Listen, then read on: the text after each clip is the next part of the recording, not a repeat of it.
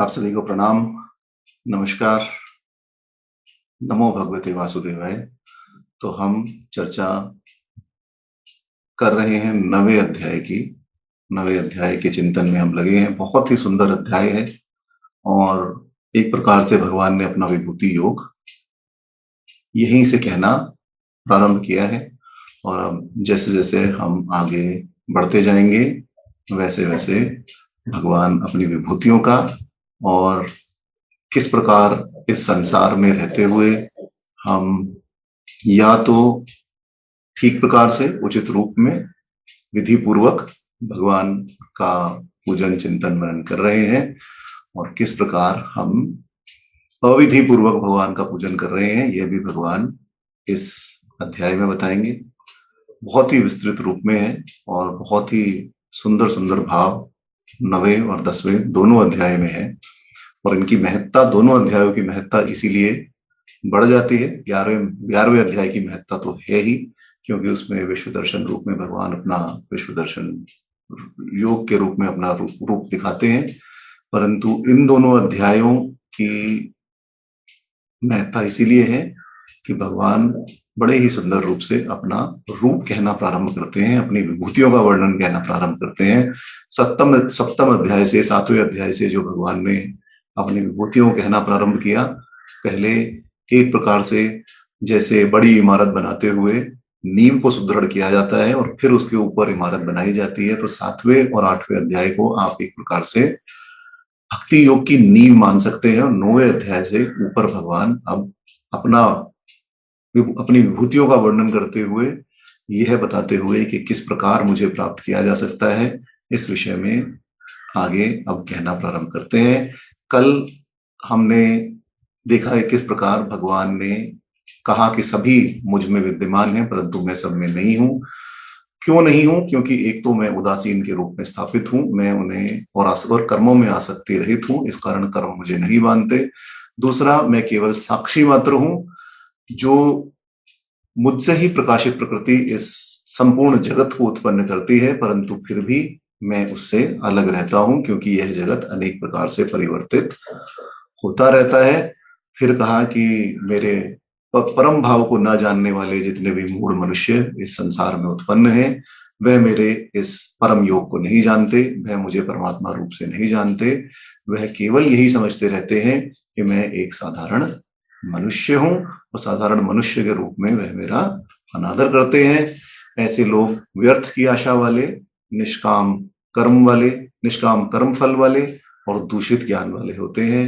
विवेक विज्ञान से रहित और सदा मोह में पड़े रहते हैं और राक्षसी और आसुरी प्रवृत्ति का आश्रय लिए रहते हैं। परंतु जो भक्त मेरे हैं, जिनका संपूर्ण चित्त मेरे अतिरिक्त कहीं और नहीं जाता, वह महात्मा लोग मुझे संपूर्ण प्राणियों का कारण और अविनाशी जानकर देवी प्रकृति का आश्रय लिए रहते हैं और अनन्य मन से युक्त होकर निरंतर मेरी ही उपासना करते हैं। अब फिर भगवान ने अपना किस प्रकार महात्मा निरंतर भगवान का कीर्तन करते हुए दृढ़ नियमों को धारण कर भगवान के स्वरूप को जानने का प्रयास करते हुए भक्ति पूर्वक नमस्कार करते हुए, प्रणाम करते हुए भगवान की उपासना करते हैं, यह भी भगवान ने बताया। और अब ज्ञान योग के विषय में भगवान पुनः कहना प्रारंभ करेंगे, परंतु उससे पहले हम अपनी मन, वाणी और बुद्धि को भगवान के श्री चरणों में स्थिर करने के लिए ध्यान करेंगे। ओम शुक्लांबरधरं देवं शशिवर्णं चतुर्भुजं प्रसन्नवदनं ध्यायेत् सर्वविघ्नोपशान्तये। शान्ताकारं भुजङ्गशयनं पद्मनाभं सुरेशं विश्वाधारं गगनसदृश्यं मेघवर्णं शुभांगं लक्ष्मीकान्तं कमलनयनं योगिविधिर्यानगम्यम्। वन्दे विष्णुं भवभयहरं सर्वलोकैकनाथम्। सर्वमङ्गलमाङ्गल्ये शिवे सर्वार्थसाधिके शरण्ये त्र्यम्बके गौरी नारायणी नमोऽस्तुते। सर्वदा सर्वकार्येषु नास्ति तेषां मङ्गलं, येषां हृदयस्थो भगवान् मङ्गलायतनं हरि।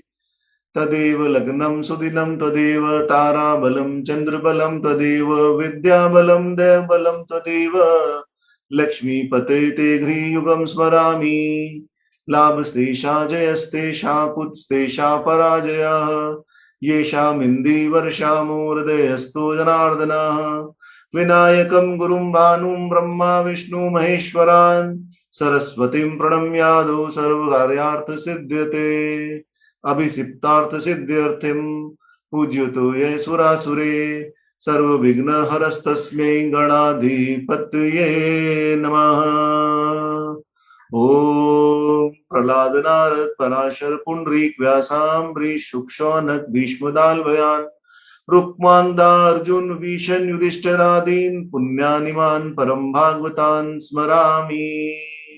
अश्वत्थामा बलियासो हनुमानश्च विभीषणः कृपरशुरामश्च सप्तेत चिरजीवनः सप्तेतांसं समेर्नित्यं मार्कण्डेयमतष्टमम् जीवेत वर्षशतं सागरमपमृत्यु विनश्यति। ओम नारायणं नमस्कृत्यं नरं चैव नरोत्तमं देवीं सरस्वतीं व्यासं ततो जयमुदीरयेत्। व्यासाय विष्णुरूपाय व्यासरूपाय विष्णवे नमो वै ब्रह्मनिधये वसिष्ठाय नमो नमः। वेदे रामायणे चैव पुराणे भारते तथा आदावन्ते च मध्ये च हरिः सर्वत्र गीयते।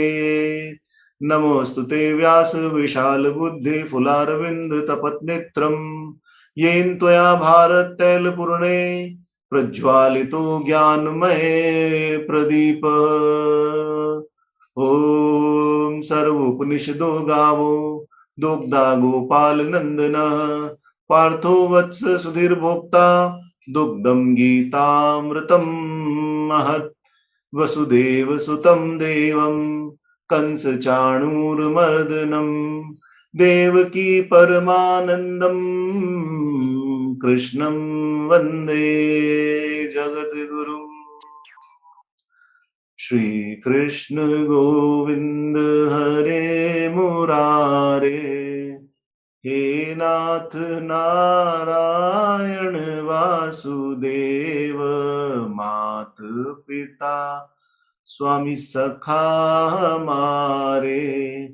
हे नाथ नारायण वासुदेव हरे राम राम राम हरे हरे हरे कृष्ण कृष्ण कृष्ण हरे हरे हरे राम राम राम हरे हरे हरे कृष्ण कृष्ण कृष्ण हरे हरे। ओम नमो भगवते वासुदेवाय ओम नमो पितामहाय ओम नमो प्रजापतिभ्य ओम नमो कृष्णद्वैपनाय ओम नमो सर्वविघ्न विनायकेभ्य। जय जय श्री राधे श्याम जय जय श्री सीताराम जय जय श्री राधे। हरि शरणम नमो भगवते। तो भगवान ने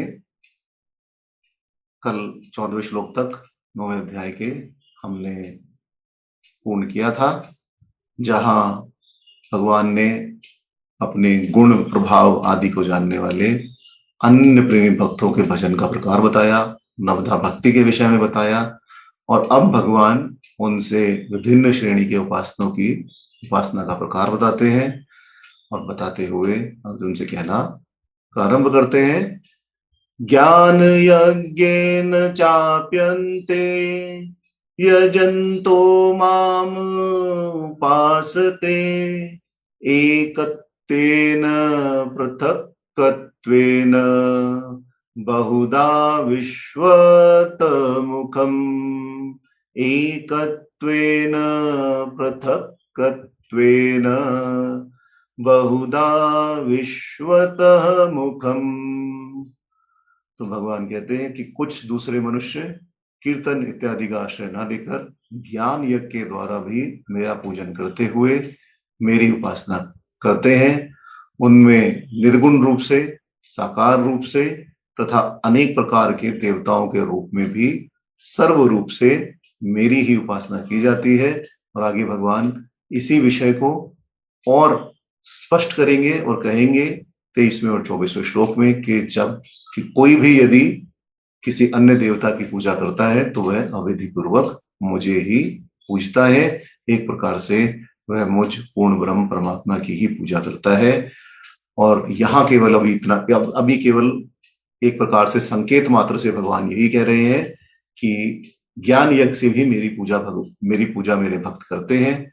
उनमें कुछ निर्गुण रूप से पूजन करते हैं, कुछ साकार रूप से पूजन करते हैं और कुछ अनेक प्रकार के देवताओं के रूप में भी मेरी ही उपासना करते हैं, मेरी ही पूजा करते हैं। और इस प्रकार भगवान अन्य भक्तों के भजन के भी प्रकार बताते हैं कि कई महात्मा पुरुष ज्ञान रूप यज्ञ से ही मेरी पूजा करते हुए मेरी उपासना करते रहते हैं। ज्ञान में यज्ञ का निरूपण हम चौथे अध्याय में ब्राह्मणम ब्रह्म हवि इस श्लोक में भी कर चुके हैं कि हवि द्रव्य, हवन के साधन, आधारभूत अग्नि और हवन डालने वाले हाथ इत्यादि सभी में ब्रह्म भाव स्थित रहता है कि यही ब्रह्म है। और ब्रह्म की पूर्ण रूप से पूजा करने के लिए ज्ञान यज्ञ का अनुष्ठान भी किया जाता है। अब चौथे अध्याय में हमने देखा 24वें श्लोक में, जहां भगवान ने कहा कि ब्रह्म अर्पण ब्रह्म विष्णुर अग्नो ब्रह्मणा हुतम ब्रह्म हेव तेन गंतव्यम ब्रह्म कर्म समाधिना। वहां कहा कि जिस यज्ञ में अर्पण भी ब्रह्म है, हवि भी ब्रह्म है और ब्रह्म रूप कर्ता के द्वारा ब्रह्म रूप अग्नि में आहुति देना रूप क्रिया भी ब्रह्म है, ऐसे यज्ञ को करने वाले जिस मनुष्य की ब्रह्म में ही कर्म समाधि हो गई है, उसके द्वारा प्राप्त किया जाने वाला फल भी ब्रह्म ही है। तीसरे अध्याय में जो ज्ञान यज्ञ का वर्णन भगवान ने किया है, यहाँ भी ज्ञान यज्ञ के उसी स्वरूप को समझना चाहिए। इसके अनुसार शरीर, इंद्रिय और मन द्वारा होने वाले समस्त कर्मों में माया में गुण ही गुणों को बरत रहे हैं, इसके अतिरिक्त कुछ अन्य नहीं है। ऐसा समझकर कर्तापन के अभिमान से रहित रहना, संपूर्ण द्रगुरश को मृत तृष्णा के जल के समान अथवा स्वप्न के संसार के समान अनित्य समझना तथा केवल उस सच्चिदानंद घन निर्गुण निराकार पर ब्रह्म परमात्मा के अतिरिक्त किसी अन्य की भी सत्ता न मानकर निरंतर उन्हीं का श्रवण, उन्हीं का मनन और उन्हीं का निधि साधन करते हुए उसका अभ्यास करते रहना, यही ज्ञान यज्ञ द्वारा पूजन करते हुए उनकी उपासना है।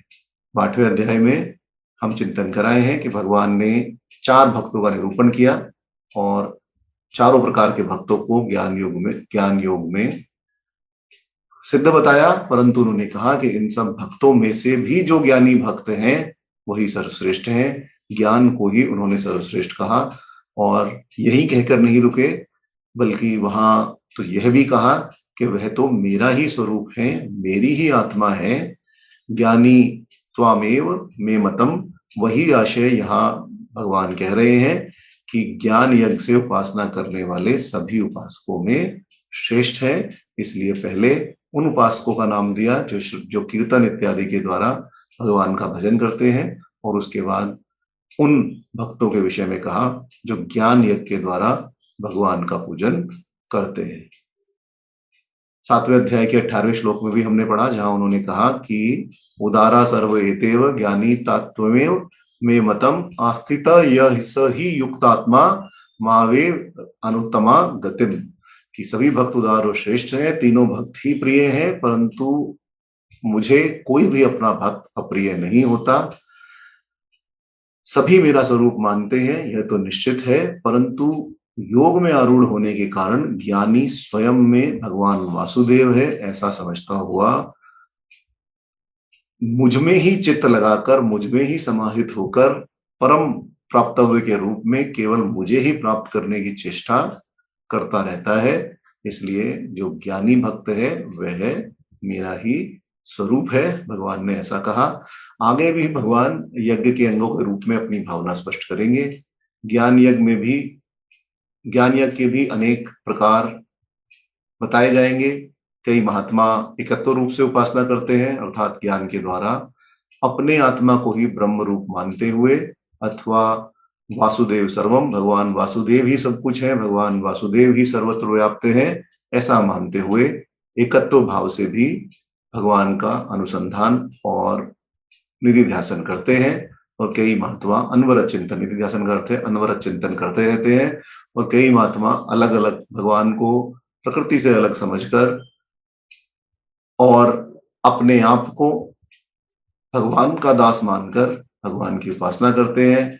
कई महात्मा विभिन्न प्रकार से, जो विभूति अगले अध्याय में भगवान कहेंगे, उसमें ध्यान लगाते हुए ही भगवान की उपासना करते हैं। यह सभी विभूतियां जो हमें इस विश्व में दिखाई देती हैं, जिन क्रियाओं को हम धार्मिक क्रियाओं के रूप में करते हैं, वह सभी भगवान का ही रूप है। उसमें ध्यान लगाना भी भगवान की उपासना ही है। यज्ञ में भी यदि श्रद्धा है तो यज्ञ भी भगवान का ही स्वरूप है। और यहाँ बहुधा शब्द का यह अर्थ भी यही हो सकता है कि अनेक प्रकार से पंच रूप में शिव, विष्णु, महाशक्ति, गणेश और सूर्य भगवान, इनके रूप में भी उपासना करते हैं। और सब प्रकार के स्तोत्रों द्वारा, सब प्रकार के मंत्रों द्वारा, सब प्रकार के श्लोकों द्वारा जितनी भी भगवान की स्तुति की जाती है, किसी भी रूप में चाहे वह की जाए, वह केवल उस परम पिता परमात्मा की ही स्तुति है। चाहे हम कोई भी साधन अपनाएं, परंतु अंततः उस परम पिता परमात्मा की ही पास पहुंचेंगे अविधि पूर्वक। हाँ, यह अवश्य है कि हम वैदिक देवी देवताओं में अपना ध्यान लगाएं और अवैदिक देवी देवताओं की ओर न मुड़े। सनातन धर्म में वर्णित देवी देवताओं की ओर ध्यान लगाएं और अन्य देवताओं का आश्रय न लें। जो अन्य देवताओं का आश्रय लेते हैं उनका क्या हश्र होता है, यह भी भगवान ने 9वें अध्याय में ही आगे बताया है। इसलिए चाहे पांचों रूपों में उपासना की जाए, चाहे सब ओर से भगवान के मुख की ओर देखा जाए, चाहे किसी भी प्रकार से भगवान का दर्शन किया जाए, भगवान की उपासना की जाए, सहस्त्र शीर्षा पुरुष सहस्त्राक्ष सहस्त्रपात, इस पुरुष सूक्त के अनुसार व्यापक रूप में मन लगाकर उस भगवान की ही उपासना की जाती है। समस्त विश्व उस भगवान से ही उत्पन्न हुआ है और भगवान ही इसमें व्याप्त है। इसलिए भगवान स्वयं ही विश्व रूप में स्थित हैं। और जितने भी अन्य देवता हैं, चंद्र, सूर्य, अग्नि, वरुण इत्यादि सभी देवता और समस्त प्राणी भगवान का ही स्वरूप है, ऐसा समझकर जो उन सब की अपने कर्मों द्वारा यथा योग्य निष्काम भाव से सेवा पूजा करता है, वही बहुत प्रकार से, अनेक प्रकार से भगवान के विराट रूप की ही अलग अलग रूप से उपासना करता है। अथवा इसका आशय यह भी हो सकता है कि भगवान की जो 3 प्रकार की उपासना प्रचलित है वही यहाँ कही गई। एक तो संपूर्ण विश्व को भगवान का रूप मानकर, दूसरी विश्व के कण कण में भगवान का स्वरूप मानकर, और तीसरी भगवान को सबसे पृथक पृथक जगत के दोषों में सर्वथा संपर्क शुद्ध मानकर जिस भी प्रकार से उपासना की जाए, यह भगवान की ही उपासनाएं हैं। यही विश्व, विश्वचर और विषातीत नाम से उपासनाएं प्रसिद्ध हैं। इस श्लोक में एकत्व से जो उपासना भगवान ने कही वही विश्वातीत उपासना है। पृथकता से जो भगवान ने उपासना कही अथवा जो बहुत से उपासना भगवान ने कही वह विश्व रूप की उपासना है। और बहुधा विश्वतो मुखम, इस श्लोक के अनुसार संपूर्ण विश्व को ही भगवान का रूप मानकर उनकी उपासना बताई गई है। अब समस्त विश्व की उपासना भगवान की है, ये कैसे है, यही स्पष्ट करने के लिए अब आगे 4 श्लोकों के द्वारा भगवान इस बात का प्रतिपादन करेंगे कि समस्त जगत मेरा ही स्वरूप है। विश्वातीत की यदि उपासना की जाए, जो विश्व में अतीत है, जो विश्व में संपूर्ण रूप से व्याप्त है, वह भगवान की ही उपासना है। कैसे है? अहम क्रतु अहम यज्ञ अहम स्वधाहम औषधम मंत्र अहम मेवाजम अहम अग्नि अहम हुतम। तो भगवान ने स्पष्ट रूप से यहाँ कह दिया है कि अहम क्रतु, मैं ही ऋतु हूं, मैं ही यज्ञ हूं, मैं ही स्वधा हूं, मैं ही औषधि हूं, मैं ही मंत्र हूं, मैं ही घृत हूं, मैं ही घी हूं, मैं ही अग्नि हूं, और हवन रूपी क्रिया भी मैं ही हूं। मेरे अतिरिक्त इस संसार में कुछ भी अन्य व्याप्त नहीं है। अब ज्ञान को यज्ञ रूप मानकर, अर्थात यदि ज्ञान में, यज्ञ में ज्ञान का आरोप कर विश्व उपासना का और विस्तार किया जाए तो भगवान यही कहते हैं कि मैं ही वैदिक ज्योतिष होम आदि यज्ञ रूप हूं, मैं ही यज्ञ हूं। अर्थात जिस भी प्रकार के यज्ञ किए जाएं, चाहे शिव यज्ञ, विष्णु यज्ञ, किसी भी प्रकार के यज्ञ का अनुष्ठान किया जाए, वह मैं ही हूं, वह मेरा ही रूप है। मैं ही स्वधा हूं, अर्थात मैं ही पितृयज्ञ हूं। स्वाहा भी मैं ही हूं और स्वधा भी मैं ही हूं, पितृयज्ञ भी मैं ही हूं और देव यज्ञ भी मैं ही हूं। मैं ही औषधि हूं, अर्थात यज्ञ में काम आने वाले व्रीहि आदि जो यव अन्न इत्यादि है उन वह भी मैं ही हूं। मैं ही मंत्र हूं, मैं ही हवि हूं, मैं ही अग्नि हूं, और हवन रूप कर्म भी मेरे द्वारा ही किए जाते हैं। तो पिछला श्लोक था ब्रह्मा अर्पण ब्रह्म हवि, उसी का विस्तार यहाँ इन श्लोकों में भी है। भक्ति मार्ग में लगे हुए मनुष्यों को इसी भावना से यज्ञ इत्यादि, होम इत्यादि करना चाहिए कि हम वस्तुतः उस विश्वातीत भगवान की ही पूजा कर रहे हैं। कहने का अर्थ यह है कि जो भी यज्ञ किए जाएं वह लौकिक कामना से न किए जाएं, केवल उस परम पुरुष परमात्मा की ही पूजा करने के लिए, उन्हीं की उपासना करने के लिए उन यज्ञों का अनुष्ठान किया जाना चाहिए। और इसी आशय से भगवान ने यह भी दिखाया है कि देवताओं और पितरों के उद्देश्य से जितने भी श्रोत स्मार्त कर्म और उनके साधन है वह सब मैं ही हूं। श्रोत कर्मों को ही क्रतु कहते हैं। पंच यज्ञ आदि जितने भी स्मार्त कर्म हैं वह सब यज्ञ कहलाते हैं। और पितरों के लिए किया जाने वाला जो अन्न यज्ञ है उसे स्वधा के नाम से कहा जाता है। भगवान कहते हैं कि ये क्रतु, ये यज्ञ और यह स्वधा मैं ही हूं। एवं और इन कर्मों के लिए जितनी भी वनस्पतियों की, अन्न की, जड़ी बूटियों की, मंत्रों की, जिस भी चीज की आवश्यकता पड़ती है वह सब मैं ही हूं। मेरे अतिरिक्त कोई अन्य नहीं है। इसी प्रकार जिन मंत्रों के द्वारा वह सब कर्म किए जाते हैं और जिन विभिन्न व्यक्तियों द्वारा विभिन्न भावों से जप किया जाता है वह सब मंत्र भी मैं ही हूं। यज्ञ के लिए जिन सामग्री की आवश्यकता होती है, घी इत्यादि, वह हवि भी मैं ही हूं। और जितनी ही प्रकार की अग्नि है, चाहे वह गृहपत्य अग्नि हो, चाहे वह आवनीय अग्नि हो और चाहे वह दक्षिणा अग्नि हो, किसी भी प्रकार की अग्नि हो, वह सब अग्नि भी मैं ही हूं। और जिससे यज्ञ कर्म संपन्न होता है वह हवन क्रिया भी मैं ही हूं। भगवान का अभिप्राय इतना ही है कि मुझसे ही यह यज्ञ, श्राद्ध इत्यादि शास्त्रीय शुभ कर्मों में प्रयोजनीय समस्त वस्तुएं, तत्व संबंधी मंत्र जिनमें यज्ञ आदि किए जाते हैं, अधिष्ठान, मन वाणी शरीर को प्राप्त होने वाली तद्विषयक समस्त चेष्टाएं, यह सब मेरा ही स्वरूप है, भगवान का ही स्वरूप है। और इसलिए हर शब्द के साथ भगवान ने इस श्लोक में अहम, मैं का प्रयोग किया है और एव का प्रयोग करके इसकी पुष्टि की है कि भगवान के अतिरिक्त इस संसार में कुछ भी नहीं है। इस प्रकार विभिन्न रूपों में दिखाई देने वाले सब कुछ भगवान ही है। भगवान का तत्व न समझने के कारण ही यह सभी वस्तुएं अलग अलग दिखाई देती हैं, परंतु जब इन्हें एक साथ कर दिया जाता है तब यह वस्तुएं एक ही रूप में मिल जाती है। शास्त्रों में अनेकों उदाहरण इस विषय में दिए गए हैं। साधारण रूप से मैं कहूं तो जब हम हवन करने बैठते हैं तो हवन सामग्री में अलग अलग सामग्री होती है।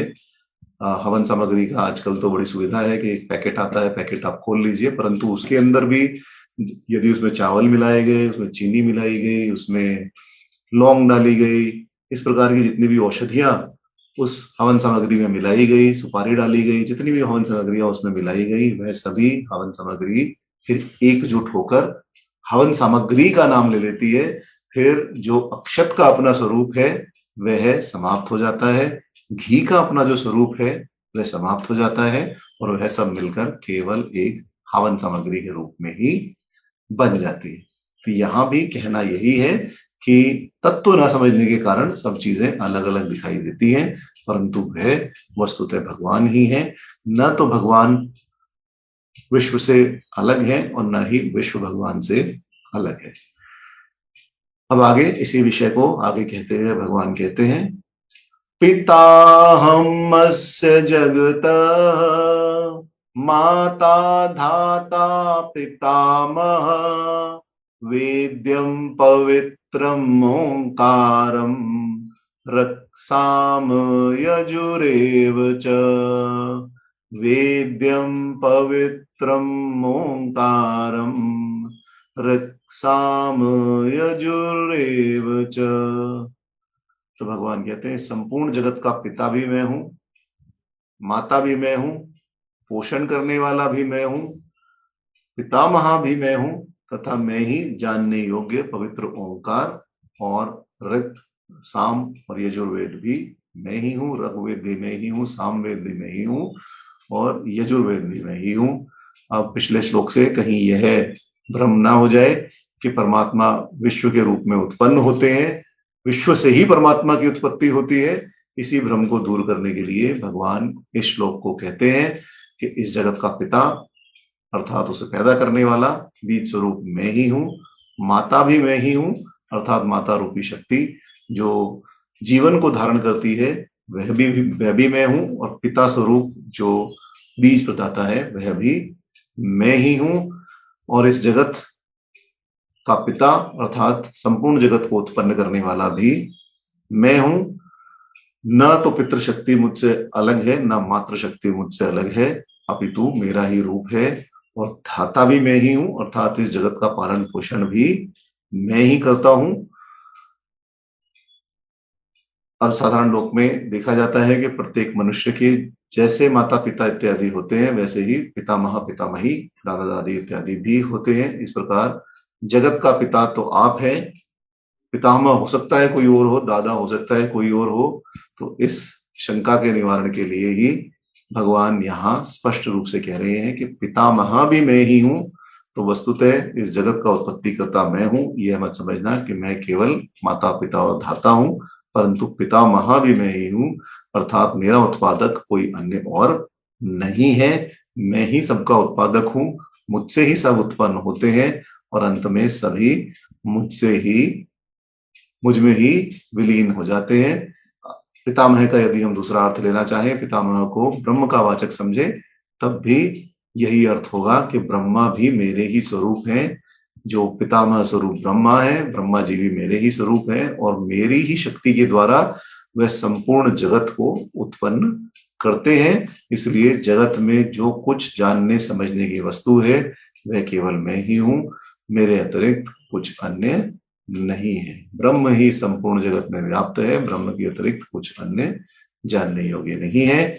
यहाँ जो जगत शब्द भगवान ने प्रयोग किया वह इस जगत के संपूर्ण चराचर प्राणियों के लिए प्रयोग किया, और यह समस्त विश्व भगवान से ही उत्पन्न हुआ है, भगवान ही इसके महाकारण है। इसलिए भगवान ने अपने आप को इसका माता पिता कहा। भगवान अपने एक अंश से इस समस्त जगत को धारण किए हुए रहते हैं, वही सब प्रकार से कर्म फलों का यथायोग विधान करते हैं। इसलिए उन्होंने अपने आप को यहाँ इसका धाता कहा, पालने पोसने वाला कहा। और जिन ब्रह्मा आदि प्रजापतियों से सृष्टि की रचना होती है उनको भी उत्पन्न करने वाले भगवान ही है, इसलिए अपने आप को उन्होंने पितामह कहा। अब आगे भगवान कहते हैं कि वेद्य भी मैं ही हूं। अब वेद्य का अर्थ है जानने योग्य, तो जानने योग्य जो वस्तु है उसे वेद्य कहते हैं।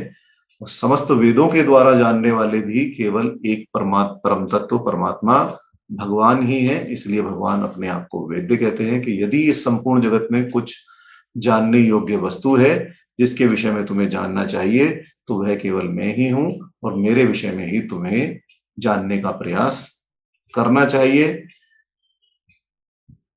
मैं ही पवित्र हूं, भगवान ने आगे कहा, जो स्वयं शुद्ध हो और दूसरों को भी शुद्ध बना दे उसे ही पवित्र कहते हैं। भगवान परम पवित्र हैं। भगवान के दर्शन, भाषण, स्मरण से मनुष्य भी परम पवित्र हो जाते हैं। इसके अतिरिक्त इस जगत में जप, तप, व्रत, तीर्थ इत्यादि जितने भी पवित्र करने वाले पदार्थ हैं वह सब भगवान के ही स्वरूप है, तथा उनमें जो पवित्र करने की शक्ति है वह भी भगवान की ही है।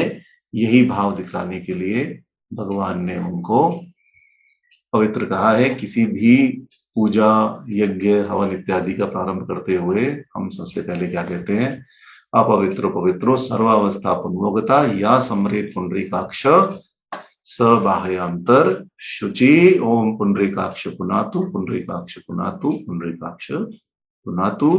अर्थ इसका यही है, या सम्रेत पुंडरीकाक्ष, जिन्होंने उन पुंडरीकाक्ष भगवान विष्णु का स्मरण कर लिया, स बाह्यांतर शुचि, उनका बाहर और अंदर दोनों से सोच विचार हो गया, दोनों ओर से वह पवित्र हो गए।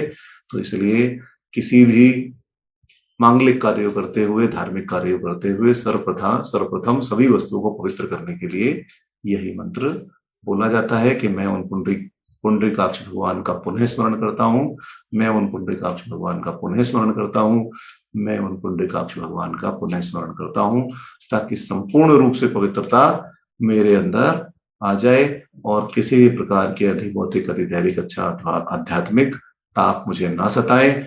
मैं पूर्ण रूप से जिस कार्य का संकल्प मैंने लिया है उस संकल्प को पूर्ण कर सकूं, और इसी पवित्रता को धारण करते हुए भगवान विष्णु का स्मरण किसी भी यज्ञ, हवन, धार्मिक क्रिया को करते हुए किया जाता है।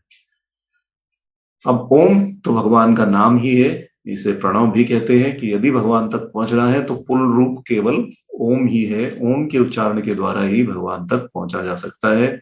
8वें अध्याय के 13वें श्लोक में हम पढ़ चुके हैं कि इसे ही भगवान ने ब्रह्म बताया है कि ओंकार साक्षात ब्रह्म स्वरूप है। आगे भी 10वें अध्याय में भगवान कहेंगे कि ओंकार साक्षात ब्रह्म स्वरूप है। इसी का उच्चारण करने के लिए भगवान ने कहा कि ओम का उच्चारण करने के पश्चात तुम मुझे ही प्राप्त कर सकते हो। ओम भी मैं ही हूं, ओंकार का उच्चारण भी मेरा ही, नाम, जप, कीर्तन, स्मरण इत्यादि है। इसलिए नाम तथा नामी के अभेद को स्पष्ट करने के लिए कि किसी भी नाम से तुम चाहे स्मरण करो, मैं नामी हूं, तो नामी को तो नाम जपने वाले की रक्षा करने के लिए आना ही पड़ेगा। ओंकार भी मेरा ही स्वरूप है, ओंकार के उच्चारण के द्वारा मुझे प्राप्त किया जा सकता है, और यही भगवान यहाँ कह रहे हैं। अब वेद, भगवान ने कहा कि ऋग्वेद, यजुर्वेद और सामवेद यह मैं हूं, तो वेदों का प्राकट्य तो भगवान से ही हुआ है। भगवान के द्वारा ही उन दिव्य मंगल ऋषि मुनियों के हृदय में, महर्षियों के हृदय में वेदों का प्राकट्य हुआ, और इस प्रकार वेदों का सृजन हुआ। तो वह भगवान की ही वाणी है, भगवान के ही श्रीमुख से उच्चारित है। इसीलिए वेदों को श्रुति भी कहा जाता है कि वह भगवान से सुना हुआ ज्ञान है, और भगवान से सुना हुआ ज्ञान ही वेदों में लिखा हुआ है। सारे वेदों का ज्ञान केवल भगवान से ही प्राप्त होता है। 15वें अध्याय में यह विषय भी आएगा किस प्रकार होता है। इसलिए समस्त वेदों को भगवान ने अपना ही स्वरूप बताया है। दूसरा, जो छांग्योपनिषद में भगवान ने प्रतिज्ञा की है उसका भी स्मरण यहाँ भगवान ने कराया है एक प्रकार से अर्जुन को, कि एक के जानने से ही सबका ज्ञान हो जाता है। यदि तत्व रूप में भगवान को पहचान लिया जाए तो फिर किसी अन्य वस्तु का ज्ञान प्राप्त करना किसी भी प्रकार से कठिन नहीं रहता।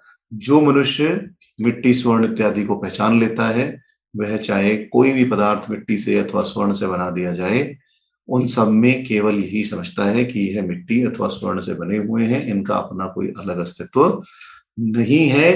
प्रपंच का ज्ञान होने के पश्चात भगवान का ज्ञान अलग से प्राप्त हो जाता है, फिर प्रपंच के ज्ञान में नहीं फंसना पड़ता, शेष कुछ भी नहीं रहता।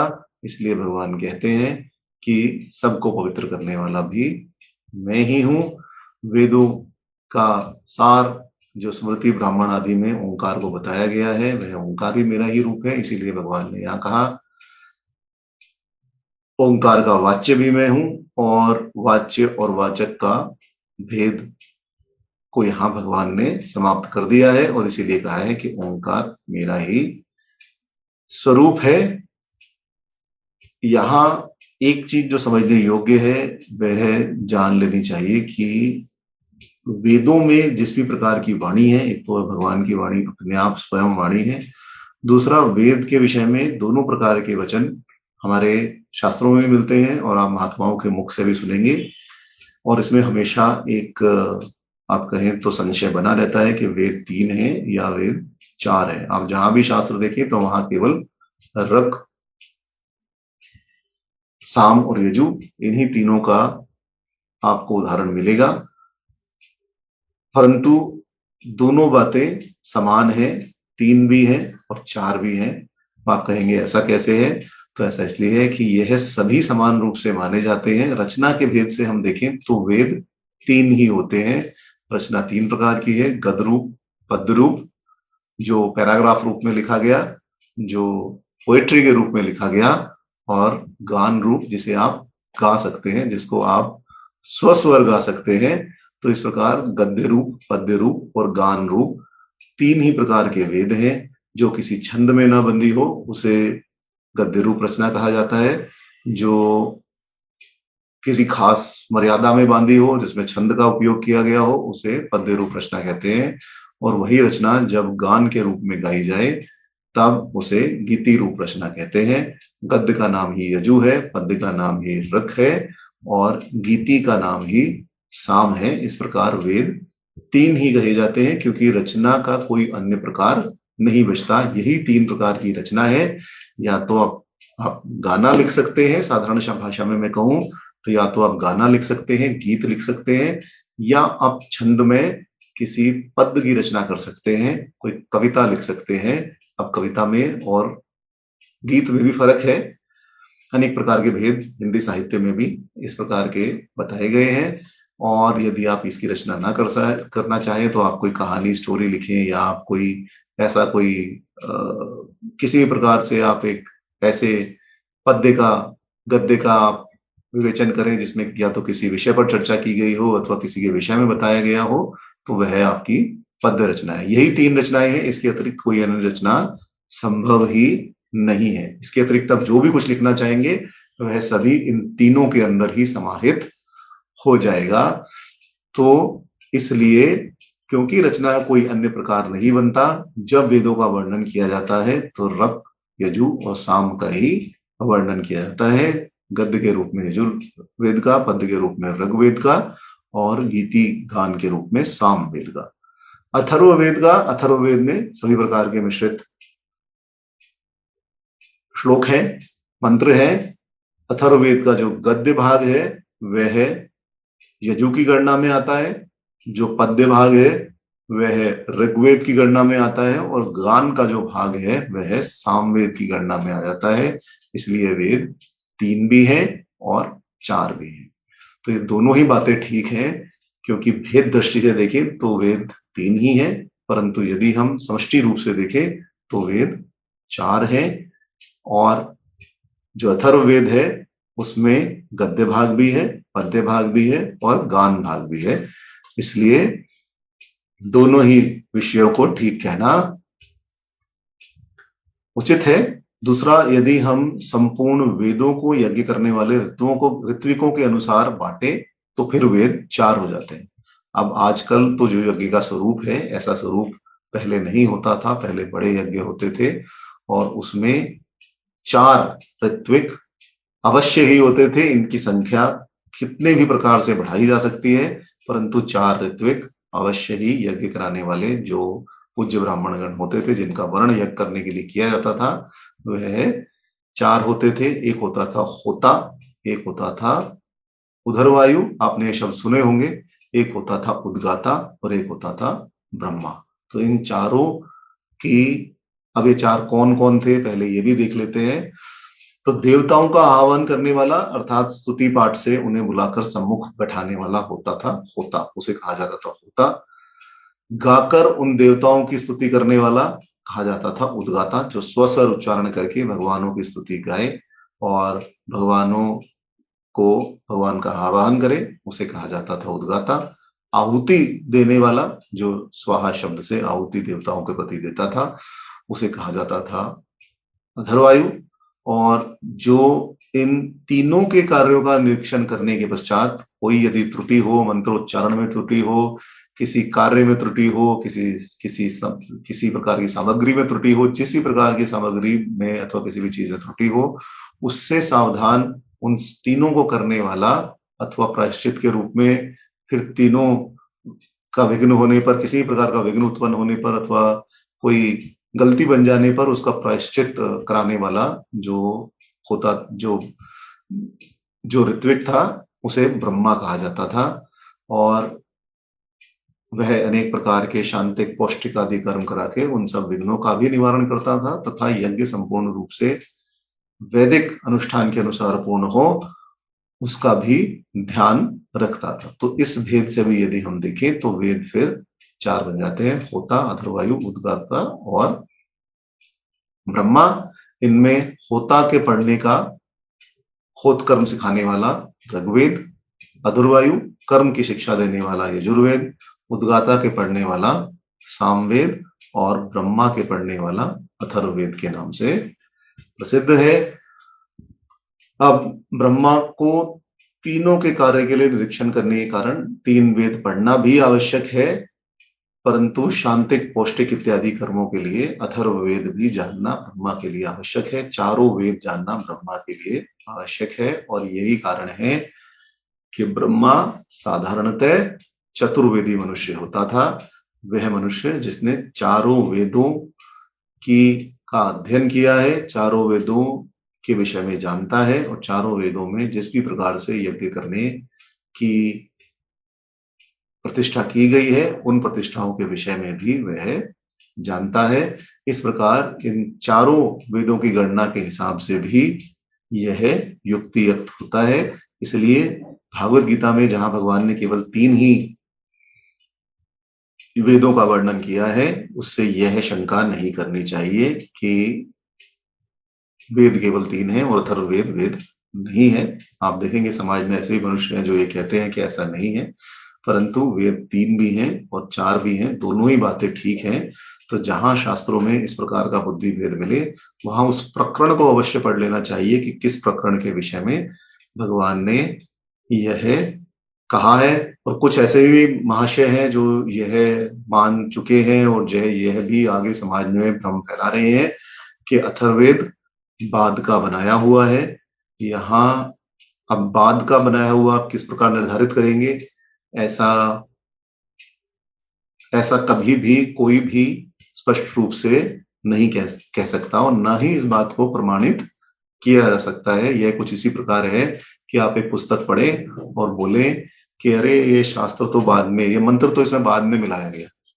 भैया कैसे मिलाया गया? कुछ तो प्रमाण होगा, कहीं तो लिखा होगा, या तो आपके पास मूल प्रति है, आप कहें कि देखो मेरे पास मूल प्रति है, ये मूल प्रति ये सो एंड सो के द्वारा हस्ताक्षरित है, अमुक अमुक व्यक्ति ने इस पर हस्ताक्षर किए हुए हैं, देखिए ये इस सन में मुद्रित है अथवा इस सन में यह हस्तलिखित है।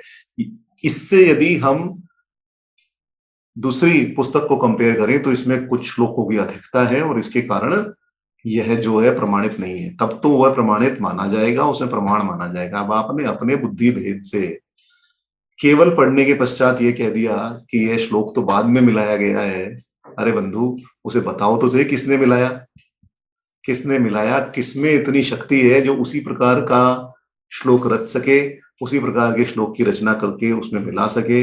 ऐसा कैसे संभव है? तो मुझे तो इन सब बातों पर, सब बातें उपहास की ही लगती है, सब बातों पर हंसी आती है कि एक साधारण मनुष्य जिसकी अति क्षुद्र बुद्धि है, अति क्षुद्र वाणी है, वह इस प्रकार की बातें कर रहा है कि भगवान के द्वारा जो बनाए हुए ग्रंथ हैं अथवा जो हमारे ऋषि मुनियों द्वारा बनाए हुए ग्रंथ हैं वह भ्रामक हैं और उनका कुछ अंश बाद में मिला दिया गया। देखिए एक चीज समझने योग्य, यहाँ क्योंकि वह प्रकरण चल रहा है तो मैं कह देता हूँ कि एक चीज जो समझने योग्य है कि शास्त्रों में जो भेद मिलता है उस भेद का मुख्य कारण ये है कि एक तो सनातन धर्म की इतनी क्षति अनेकों विप्लवों के द्वारा, पहले बौद्ध विप्लव, फिर इस्लाम का विप्लव और फिर उसके पश्चात क्रिश्चियनिटी का विप्लव। तो भारत में इतने विप्लव है कि हमारे धर्मशास्त्रों को किसी ना किसी प्रकार से एक तो समाप्त कर दिया गया। तो पहला कारण तो यही है। दूसरा कारण ये है कि हमारे यहाँ हस्तलिखित प्रतियां चलती थी, जिन्हें पांडुलिपि कहा जाता था। अब हस्तलिखित प्रतिलिपि में एक प्रतिलिपि की एक किसी के पास, अगर आप माने कि किसी के पास एक श्रीमद् भागवत पुराण है तो उसे ही हाथ से लिखा जाता था, ताड़पत्र पर। अब आप समझ सकते हैं कि हाथ से ताड़पत्र पर लिखने में, क्योंकि हमारा धर्म इतना पुराना है, उस समय पर था जब प्रिंटिंग की कोई भी सुविधा उपलब्ध किसी भी प्रकार से नहीं थी, सब हस्तलिखित था। और वह हस्तलिखित एक ऋषि मुनि से दूसरे के पास आया, दूसरे से तीसरे के पास आया, और गुरु और शिष्य का संबंध यही था कि शिष्य 7-8 साल की उम्र में गुरु के आश्रम में चला जाता था और 17-18 साल की उम्र तक गुरु के आश्रम में, जब तक वह विवाह योग्य ना हो जाए, गुरु के आश्रम में रहता था। और गुरु के आश्रम में फिर आज्ञा लेकर वह गृहस्थ आश्रम में, ब्रह्मचर्य आश्रम से आता था। तो इसीलिए गुरु को भी भगवान माना गया है, गुरु को भी ब्रह्मा विष्णु महेश का स्वरूप माना गया है। कारण यही है। दूसरा, जो पांडुलिपि है वह एक गुरु से शिष्य के पास आई, शिष्य से उसके शिष्य के पास आई, और इस प्रकार से अनेक गुरुकुलों में केवल एक ही प्रतिलिपि आगे आगे चलती रहती है। हाथ से लिखने में कोई श्लोक ऊपर हो गया, कोई श्लोक नीचे हो गया, केवल इतना ही भेद है। या कोई श्लोक नहीं लिखा गया, किसी एक प्रतिलिपि में एक श्लोक था, प्रमाद के कारण, आलस्य के कारण, किसी भी अन्य कारण से लिखते लिखते आप भूल गए, अगले दिन सुबह जब आपने प्रारंभ किया तो कहीं और से प्रारंभ कर दिया। ऐसा हमारे साथ आज के युग में भी टाइप करते हुए भी होता है कि आप टाइप कर रहे हैं कुछ और टाइप कुछ और हो जाता है। फिर आपको लगता है रह रही है तो मैं पैराग्राफ रुक ही गया। और इसीलिए कुछ भी आप रचना करें या कोई भी आप किसी भी प्रकार से किसी एग्रीमेंट को देखें या किसी भी प्रकार का डॉक्यूमेंट देखें, उसे हमेशा प्रूफ रीड किया जाता है कि जो मैंने लिखा है वो ठीक है अथवा नहीं है। मूल प्रतिलिपि से भी यदि आप उसे टाइप कर रहे हैं तब भी उसको प्रूफ रीड किया जाता है कि यह ठीक लिखा गया है अथवा नहीं लिखा गया, ऐसा तो नहीं है कुछ इसमें से रह गया है।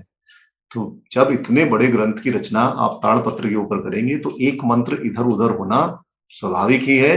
वाल्मीकि रामायण में भी आप देखेंगे तो वाल्मीकि रामायण में भी जो हनुमान जी और सीता जी के वचनों का क्रम है, उसमें आप देखेंगे उसमें कहीं ना कहीं भंगता है।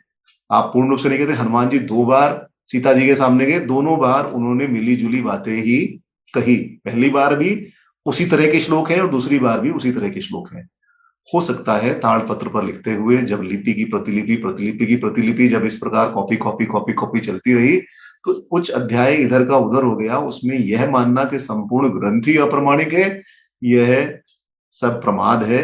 और यह सब साधारण भाषा में मैं कहूं तो यह सब बकवास है, बिना किसी कारण के, केवल सनातन धर्म पर आक्षेप लगाने के लिए लोग इस प्रकार के वचन कहते हैं। दूसरा, ज्ञान भी नहीं है, ज्ञान की भी कमी है, वो एक अलग विषय है। ना तो ज्ञान है, ना आप उस ज्ञान को प्राप्त करना चाहते हैं। परंतु कहने का अर्थ यही है कि यह सब कल्पना जो है कि अथर्ववेद बाद में बनाया गया, अथर्ववेद तो वेद नहीं है, अथर्ववेद को वेद नहीं मानना चाहिए, केवल जो ऋग्वेद, यजुर्वेद और सामवेद है यही वेद है, यह सब निसार है, किसी भी प्रकार का सार इनमें नहीं है। यहाँ 3 वेदों का नाम आया, वह केवल रचना क्रम से ही है। जिस प्रकार से उनकी रचना हुई उसी क्रम से भगवान ने उन्हें कह दिया।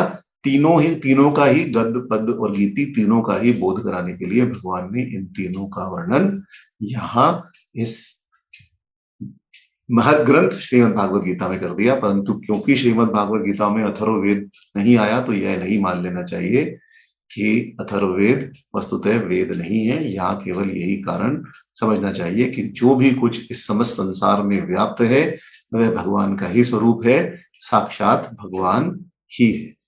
अथवा हम एक प्रकार से यह भी समझ सकते हैं कि जिस प्रकार यज्ञ के सब उपकरण मिलकर यज्ञ रूप एकत्व में ही स्थित रहते हैं, यज्ञ रूप एकत्व की ही भावना उनमें रहती है, और जिस प्रकार माता पिता पितामह पितामही यह सब मिलकर एक कुटुंब की रचना करते हैं और उसी महत कुटुंब में वह परिवार आगे आगे चलता रहता है। इसी प्रकार यह समझना चाहिए कि जो ऋग्वेद, सामवेद और यजुर्वेद जो वेद विभाग है, उस पर एक ही वेदत्व की भावना है।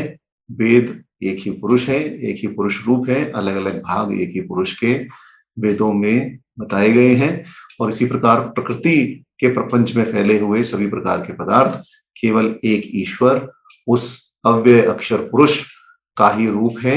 यही भावना करने के लिए और इसी भावना के साथ भगवान की उपासना करने का यहाँ विधान भगवान ने किया है। अब आगे भगवान अपना स्वरूप कहते हुए उन्हें अपना स्वरूप समझाते हैं और कहते हैं कि मैं ही अविनाशी बीज हूं, मेरे अतिरिक्त कुछ अन्य नहीं है।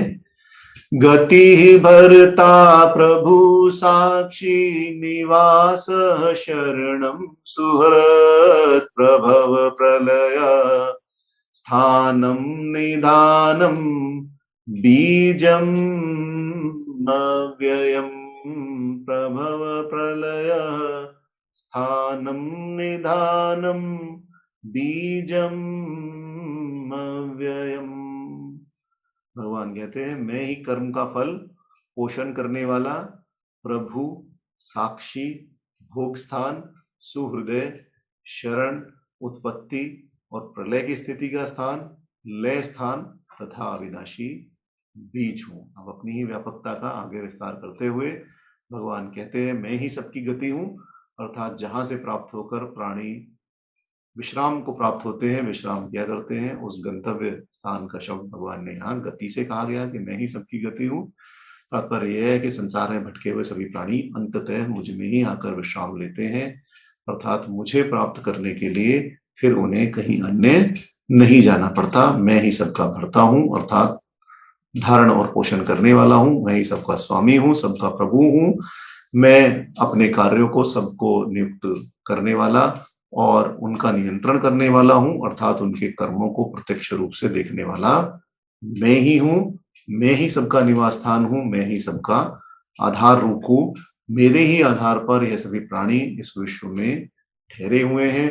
सबका शरण अंततः मैं ही हूं। जो मेरी शरण में आ जाते हैं उन सबको दुख से बचाने वाला मैं ही हूं। मैं सभी प्राणियों का सुहृद हूं, अर्थात उनसे कोई उपकार ना चाहता हुआ सदा उनका भला ही किया करता हूं। जैसे कि मित्र वही होता है जो प्रत्युपकार ना करते हुए, बदला ना चाहते हुए केवल भलाई ही किया करे। सुहृद, सुहृदय केवल वही है जो सदैव आपका भला चाहे, सदैव आपके विषय में सोचे। यह ना सोचे कि मैं इसके लिए ऐसा करूंगा तो इसको तो यह मुझे क्या देगा अथवा इसके द्वारा क्या प्राप्ति होगी। जैसे भी आपका भला हो सके वह सदा आपका भला ही सोचे। गुरु के विषय में भी यही कहा जाता है कि गुरु केवल वही है जो आपको हित का उपदेश करे। को यह गुरु यत हितोपदेशा और को न गुरु यत विषयानुरागी। जो केवल अपने विषयों के अनुराग में लगा रहे और आपका भला बुरा ना सोचे वह गुरु नहीं है। गुरु केवल वही है जो आपके सदा हित में सोचे। और यही सुहृदय अथवा अपने मित्र अथवा किसी सुहृदय के विषय में समझना चाहिए। को या मित्र यत हितोपदेशा, को ना मित्र यत विषयानुरागी। तो इस विषय में भी यही समझना चाहिए। और इसीलिए भगवान कहते हैं कि ऐसे ही इसी प्रकार तुम मुझे सभी प्राणियों का मित्र समझो और सभी प्राणियों का प्रभाव अर्थात उत्पन्न करने वाला, प्रलय अर्थात अपने में लीन करने वाला, और स्थान अर्थात उत्पत्ति और लय के मध्य में उनकी स्थिति रखने वाला भी मैं ही हूं। अब इस बात को स्पष्ट रूप से भगवान ने यहाँ कह दिया है कि ब्रह्मा विष्णु महेश मेरे ही रूप है। ब्रह्मा के रूप में प्रभव करने वाला मैं ही हूं। उनकी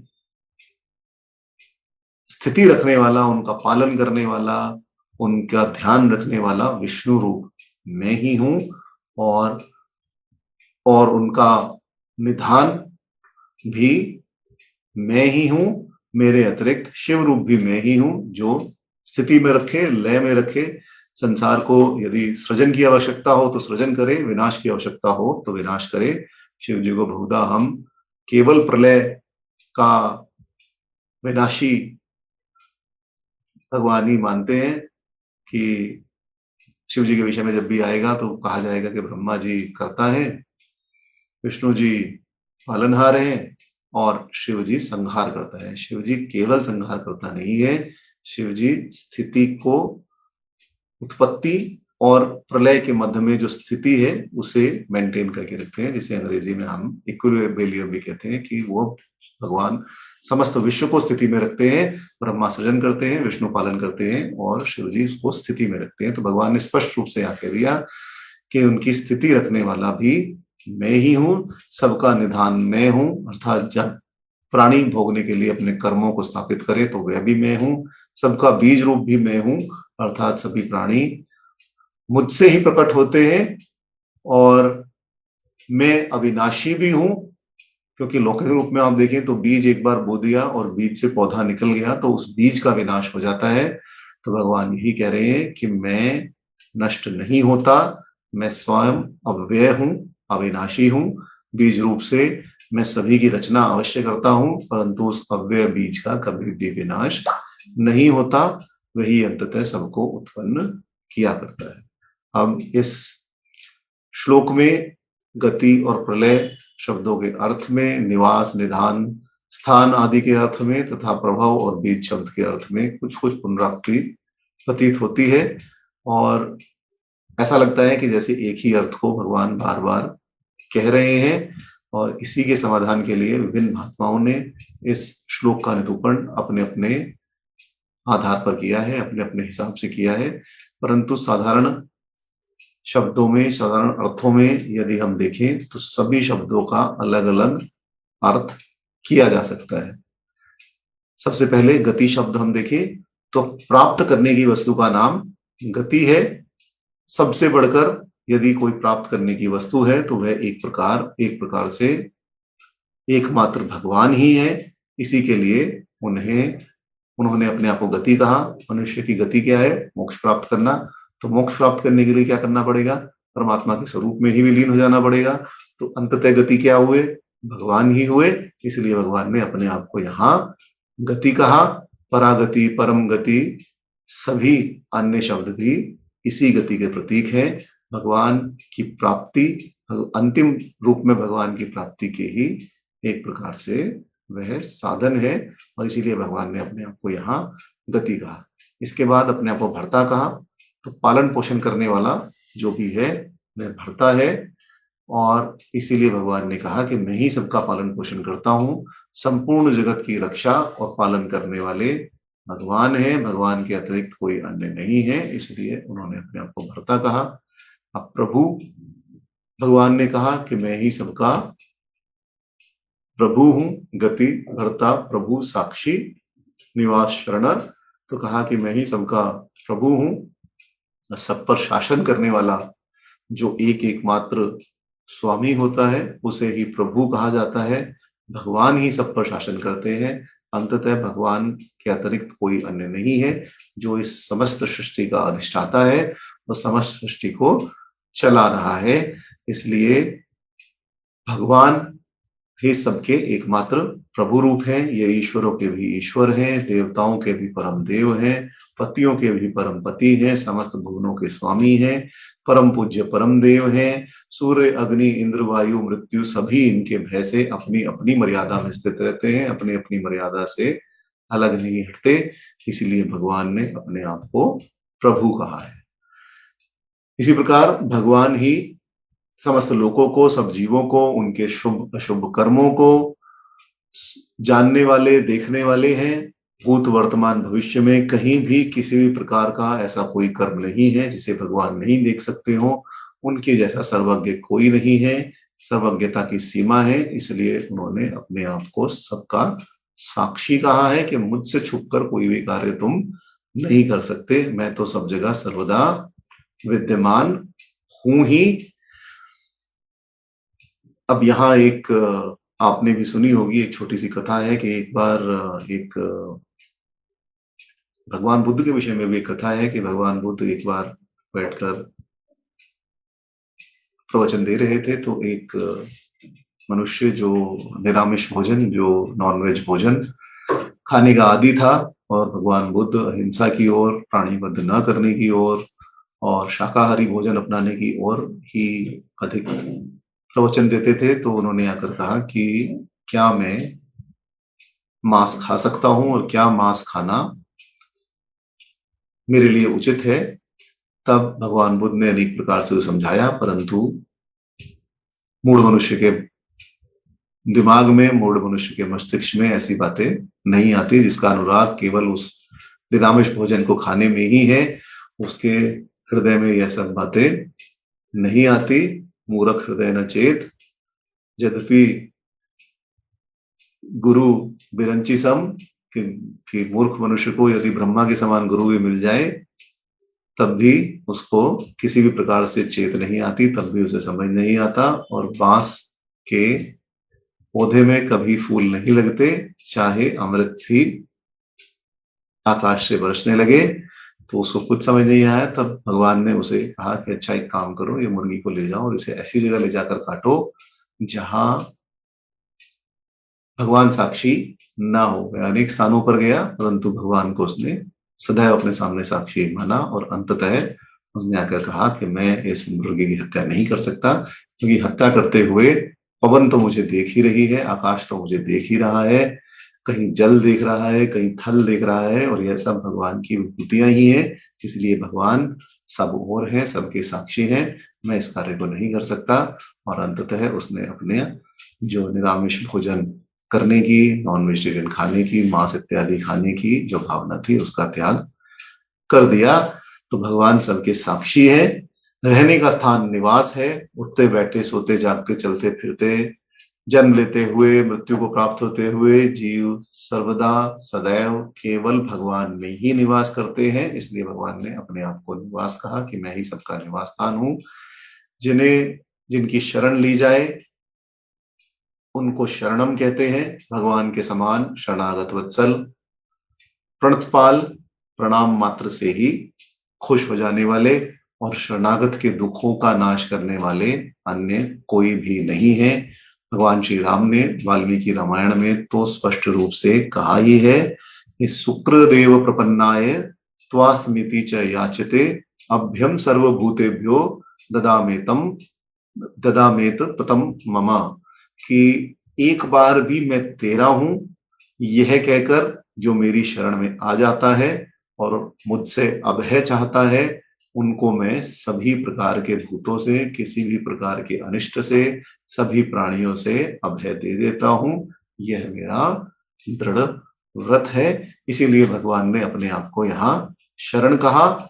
अब सुहृत का अर्थ मैंने आपको बताया, परंतु यहाँ यदि हम अलग रूप से अर्थ देखें कि सुहृत सब मिला जुला अर्थ ना होकर अर्थ क्या है, तो जैसा कि मैंने कहा कि प्रत्युपकार की चाह न रखकर बिना किसी कारण के स्वाभाविक ही हित चाहने वाला और हित करने वाला दयालु और प्रेमी पुरुष ही सुहृत कहलाता है। भगवान समस्त प्राणियों पर बिना कारण के उपकार करते हैं, परम हितैषी हैं, सबके साथ अतिशय प्रेम करने वाले परम बंधु हैं। इसलिए उन्होंने अपने आप को सुहृत कहा है। 5वें अध्याय के अंत में भी भगवान ने कहा है कि मुझे समस्त प्राणियों का सुहृदय जानकर मनुष्य परम शांति को प्राप्त होता है। 5वें अध्याय का 29वां श्लोक ये है। हम इसका चिंतन वहां कराए हैं। जगत की उत्पत्ति के कारण को प्रभव, स्थिति के आधार को स्थान और प्रलय के स्थान को प्रलय कहते हैं। और इस प्रकार इस समस्त जगत की उत्पत्ति, स्थिति तथा प्रलय केवल उस सर्वव्यापक भगवान के द्वारा ही, उन्हीं के संकल्प मात्र से होती है। इसलिए उन्होंने अपने आप को प्रभव, प्रलय और स्थान कहा। महाप्रलय के समय समस्त प्राणियों का सहित प्रकृति भगवान के ही किसी एक अंश में विद्यमान रहती है, अक्रिय रूप से स्थित हो जाती है, और भगवान पुनः उसे सृष्टि के सृजन के समय क्रिया रूप में लेकर आते हैं। इसलिए भगवान ही निधान है, भगवान ही निवास स्थान है, भगवान में ही सभी आश्रय लेते हैं। इसीलिए भगवान ने अपने आप को निधान कहा। जिसका विनाश न हो वह अव्यय है। भगवान ही प्रकृति को उत्पन्न करने वाले अक्षय बीज हैं। भगवान से ही समस्त भूत समुदाय उत्पन्न होता है, समस्त प्राणी उत्पन्न होते हैं। इसलिए वह अव्यय बीज है ही, इसमें किसी भी प्रकार से संदेह नहीं है। इस प्रकार इन 12 रूपों से अपना रूप पूर्ण रूप से समझाकर अव्यय ईश्वर की सदा उपासना करते रहना, मनुष्य मात्र का कल्याण केवल इसी प्रकार से हो सकता है। यही इस श्लोक का सार आप एक प्रकार से समझ सकते हैं कि भगवान ने यहाँ इन 12 विषयों के द्वारा यह समझा दिया कि केवल मैं ही हूं जिसकी उपासना करनी चाहिए, इसलिए सदा मनुष्य को भगवान की उपासना में ही संलग्न होना चाहिए। अब आगे सभी का भार अपने ऊपर लेते हुए भगवान स्पष्ट रूप से कहते हैं कि जो भी कार्य इस जगत में हो रहे हैं मैं ही करता हूं, मृत्यु में भी मैं हूं, अमृत में भी मैं हूं, सत असत सब में मैं ही स्थित हूं। तो ये कहते हुए भगवान कहते हैं तपामि अहम अहम वर्षम निघाणी उत्सर्जामि च आत्म अमृतम चैव मृत्युश्च सत असच्च हम अर्जुन अमृतम चैव मृत्युश्च सत असच्च हम अर्जुन।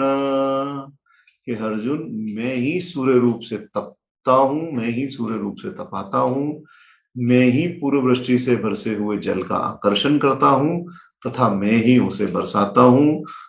अमृत मृत्यु सत असत सब मेरे ही रूप हैं, मेरे अतिरिक्त इस संसार में कुछ अन्य नहीं है। सब कार्यों का कर्तृत्व इस प्रकार भगवान ने अपने ऊपर यहाँ ले लिया है और कहते हैं कि मैं ही वसंत और ग्रीष्म काल में ताप रूप होकर सभी प्राणियों को तपाता हूँ, वर्षा काल में कभी कभी वर्षा कर देता हूं और कभी वर्षा नहीं करता, वर्षा मेरे ही अधीन है।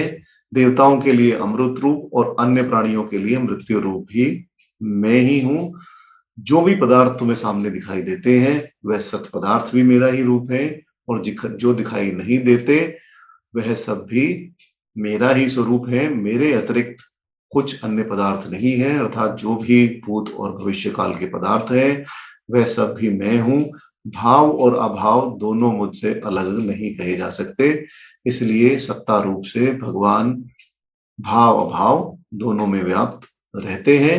भगवान ने यही भाव दिखाया है कि अपनी किरणों के द्वारा समस्त जगत को उष्णता और प्रकाश प्रदान करने वाला तथा समुद्र आदि स्थान से जल को उठाकर उसे संशोधित कर उसे लोक हितार्थ मेघों के द्वारा यथा समय यथा योग्य वितरण करने वाला सूर्य भी मेरा ही स्वरूप है, मेरे अतिरिक्त और कुछ नहीं है। जिसके पान करने के पश्चात, जिसे पीने के पश्चात मनुष्य अमर हो जाता है उसे अमृत कहते हैं। देवलोक में जिस अमृत की बात की जाती है उस देवलोक में अमृत के पान के द्वारा देवताओं का जो अंतिम समय है, जो मरण है, वह मृत्यु लोक के जीवों के द्वारा नहीं होता, परंतु नाश तो उनका भी होता ही है। उस अमृत के पीने से न तो भूख प्यास लगती है और न ही किसी प्रकार की कष्ट का सहन, शारीरिक कष्ट को सहन करना पड़ता है। तो देवलोक के अमृत का यहाँ विषय नहीं है। विषय यह है कि अमृत पीने के पश्चात जो अमरता प्राप्त होती है वह भी भगवान ही कराते हैं और देवलोक में जिस अमृत को ग्रहण कर देवता भूख प्यास आदि से रहित होकर, स्वर्ग लोक में भी यही कहा जाता है कि वहां अमृत के पश्चात, अमृत पी लेने के पश्चात फिर भूख प्यास नहीं लगती और जो लौकिक शारीरिक सुख दुख प्राप्त होते हैं वह सुख दुख भी सहन नहीं करने पड़ते। इसलिए ऐसे परम अमृत जिनके द्वारा परम शांति का अनुभव होता है, जिनकी प्राप्ति हो जाने पर मनुष्य सदा के लिए मृत्यु के पास से मुक्त हो जाता है, वह केवल भगवान ही है। और इसलिए भगवान ने यहाँ अपने आप को अमृत कहा और मुक्ति को भी अमृत कहा। और सबका नाश करने वाला जो काल है उसे ही मृत्यु कहा जाता है। सृष्टि के सुचारू रूप से चलने के कारण, चलते रहने में सबसे पहले मृत्यु भी आवश्यक है और अमृत भी आवश्यक है। तो इसलिए सृजन और संहार दोनों की ही आवश्यकता है और ये दोनों कार्य लीला में भगवान ही करते हैं। वह यथा समय लोगों का संहार करने के लिए महाकाल का रूप धारण करते हैं श्री भगवान ने स्वयं ही कहा है कि मैं लोगों को क्षय करने के लिए बड़ा हुआ महाकाल हूं। आगे 11वें अध्याय के 13वें श्लोक में भगवान इस विषय को कहेंगे। इसलिए भगवान ने मृत्यु को अपना स्वरूप बताया है कि मैं मृत्यु का स्वरूप भी मैं ही हूं और अमृत का स्वरूप भी मैं ही हूं, जिसका कभी विनाश नहीं होता। उस अविनाशी आत्मा को सत कहते हैं, और जो अनित्य है वह असत्य है। इन दोनों को आगे 15वें अध्याय में क्षर और शर के रूप, पुरुष के रूप में भगवान आगे इसका विस्तार से वर्णन करेंगे।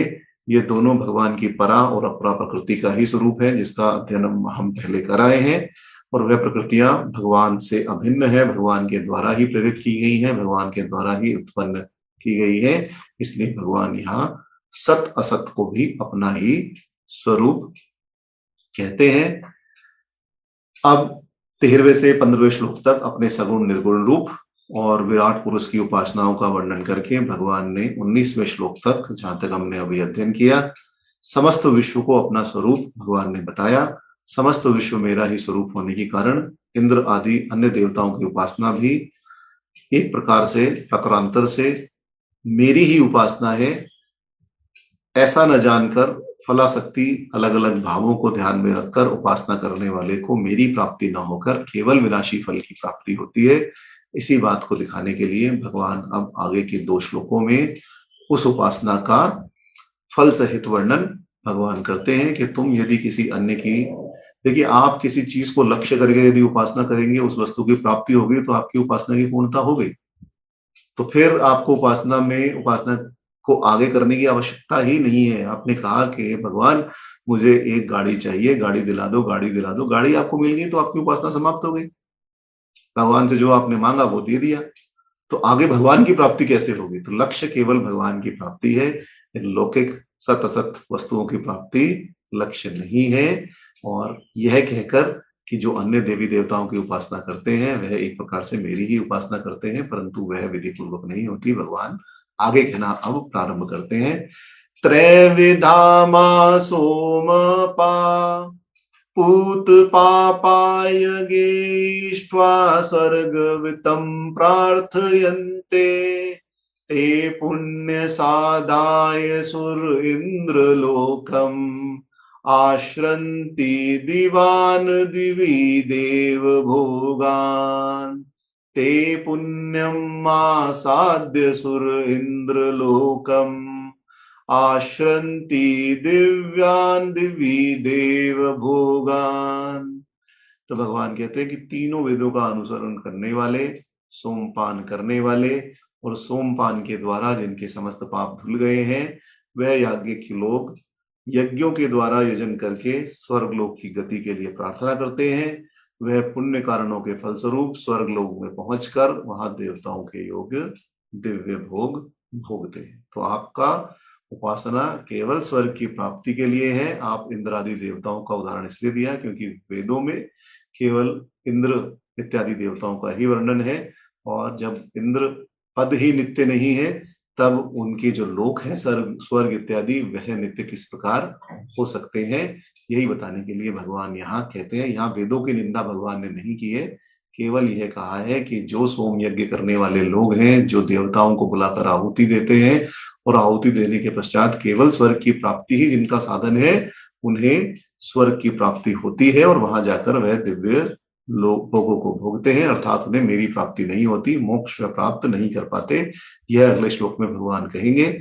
यहाँ यदि देखें तो भगवान कह रहे हैं कि कर्म कांड के मार्ग में जो लगे हुए हैं वह भी मेरा ही यज्ञ करते हैं, और जो तीनों वेदों के जानने वाले हैं वह बड़ा सोम यज्ञ करते हैं, उसमें सोम का पान करते हैं तथा उन सोम आदि यज्ञों के द्वारा अपने आप को पापों से मुक्त कर लेते हैं।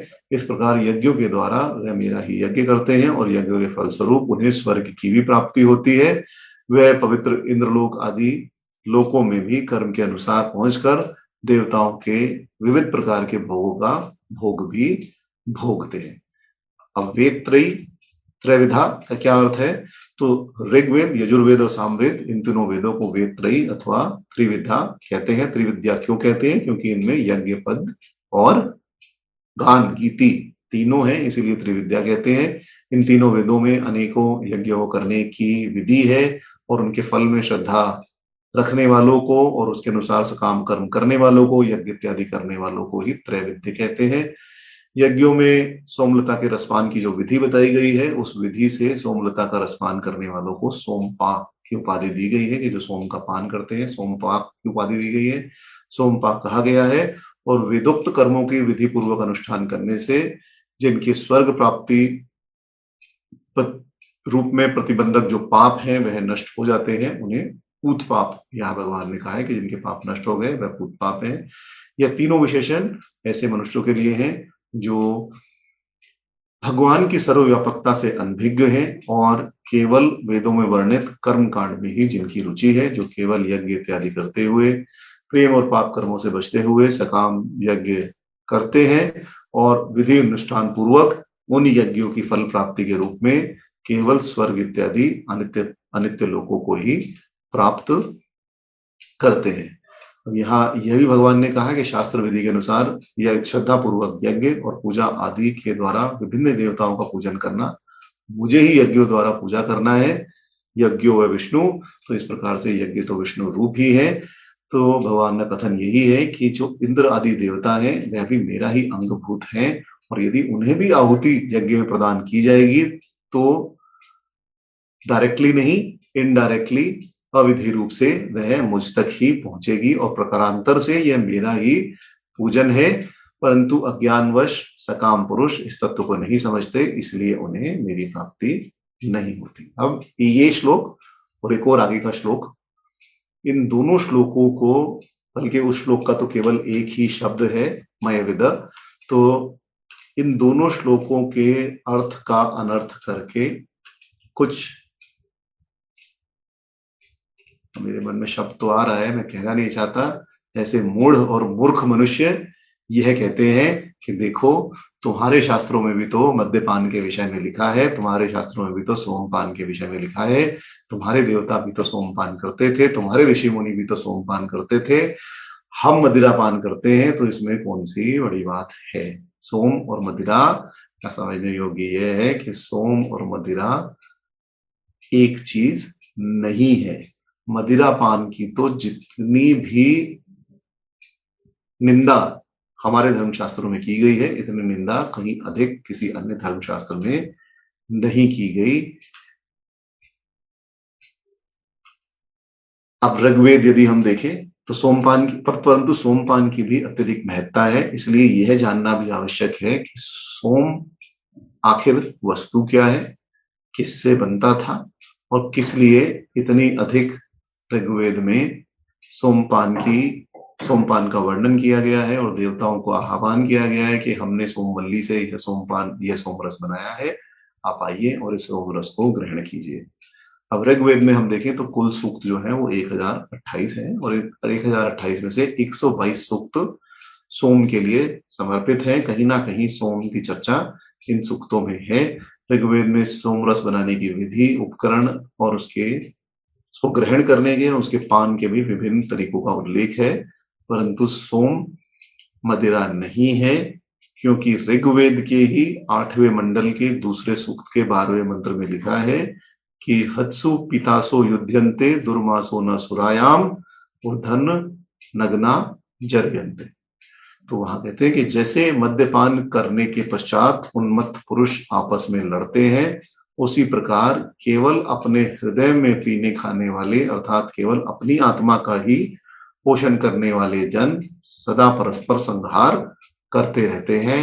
भाव यह है कि वह परमात्मा को त्याग कर परस्पर वैर करते हैं। वे ईश्वर उन्मुख जन संसार को केवल दुख भागी बनाते हैं, वह ईश्वर भक्त नहीं है।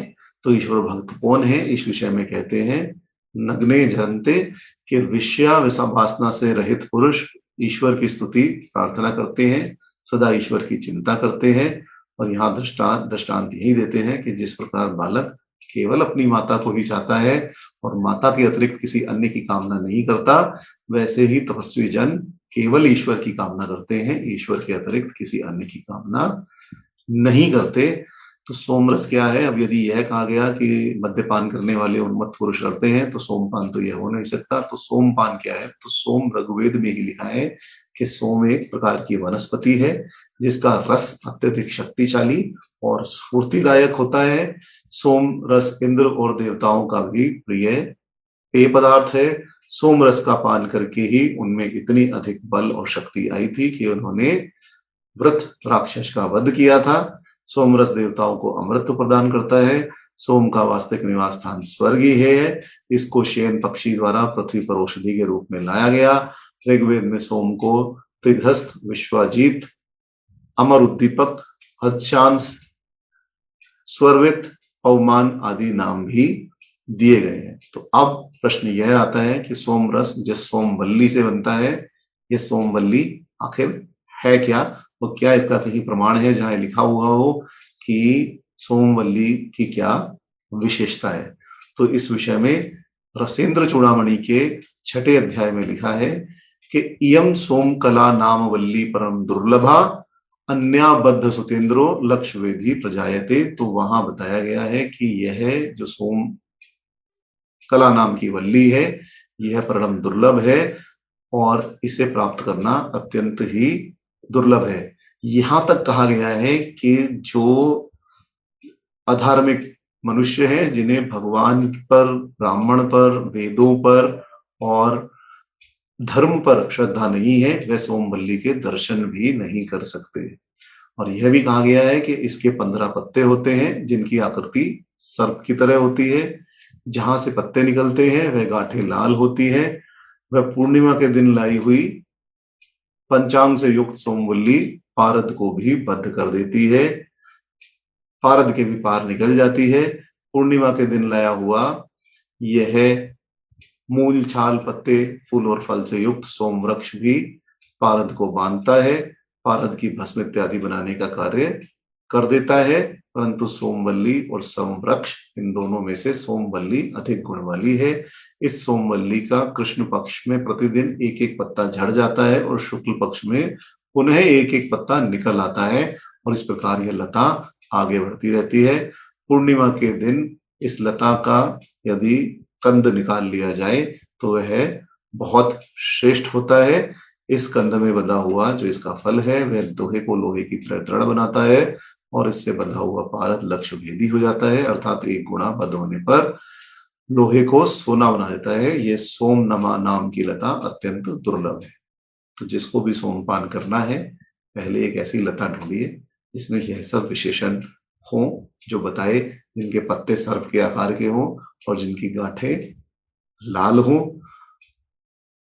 शुक्ल पक्ष में वह बढ़ती रहे, एक एक पत्ता बढ़ता रहे और कृष्ण पक्ष में उसका एक एक पत्ता झड़ता रहे। जब यह वल्ली मिल जाए तब इसका सोम रस बनाइए और उस सोम रस का दूध, दही, मिश्री के साथ सेवन कीजिए। यही विधि संक्षिप्त रूप से ऋग्वेद में बताई गई है और इसीलिए सोम की शक्ति और गुणों की अत्यंत स्तुति ऋग्वेद में की गई है। यह भी कहा गया है ऋग्वेद में कि यह सभी प्रकार के पापों के नाश और सत्य धर्म भाव की अभिवृद्धि करती है। इन सभी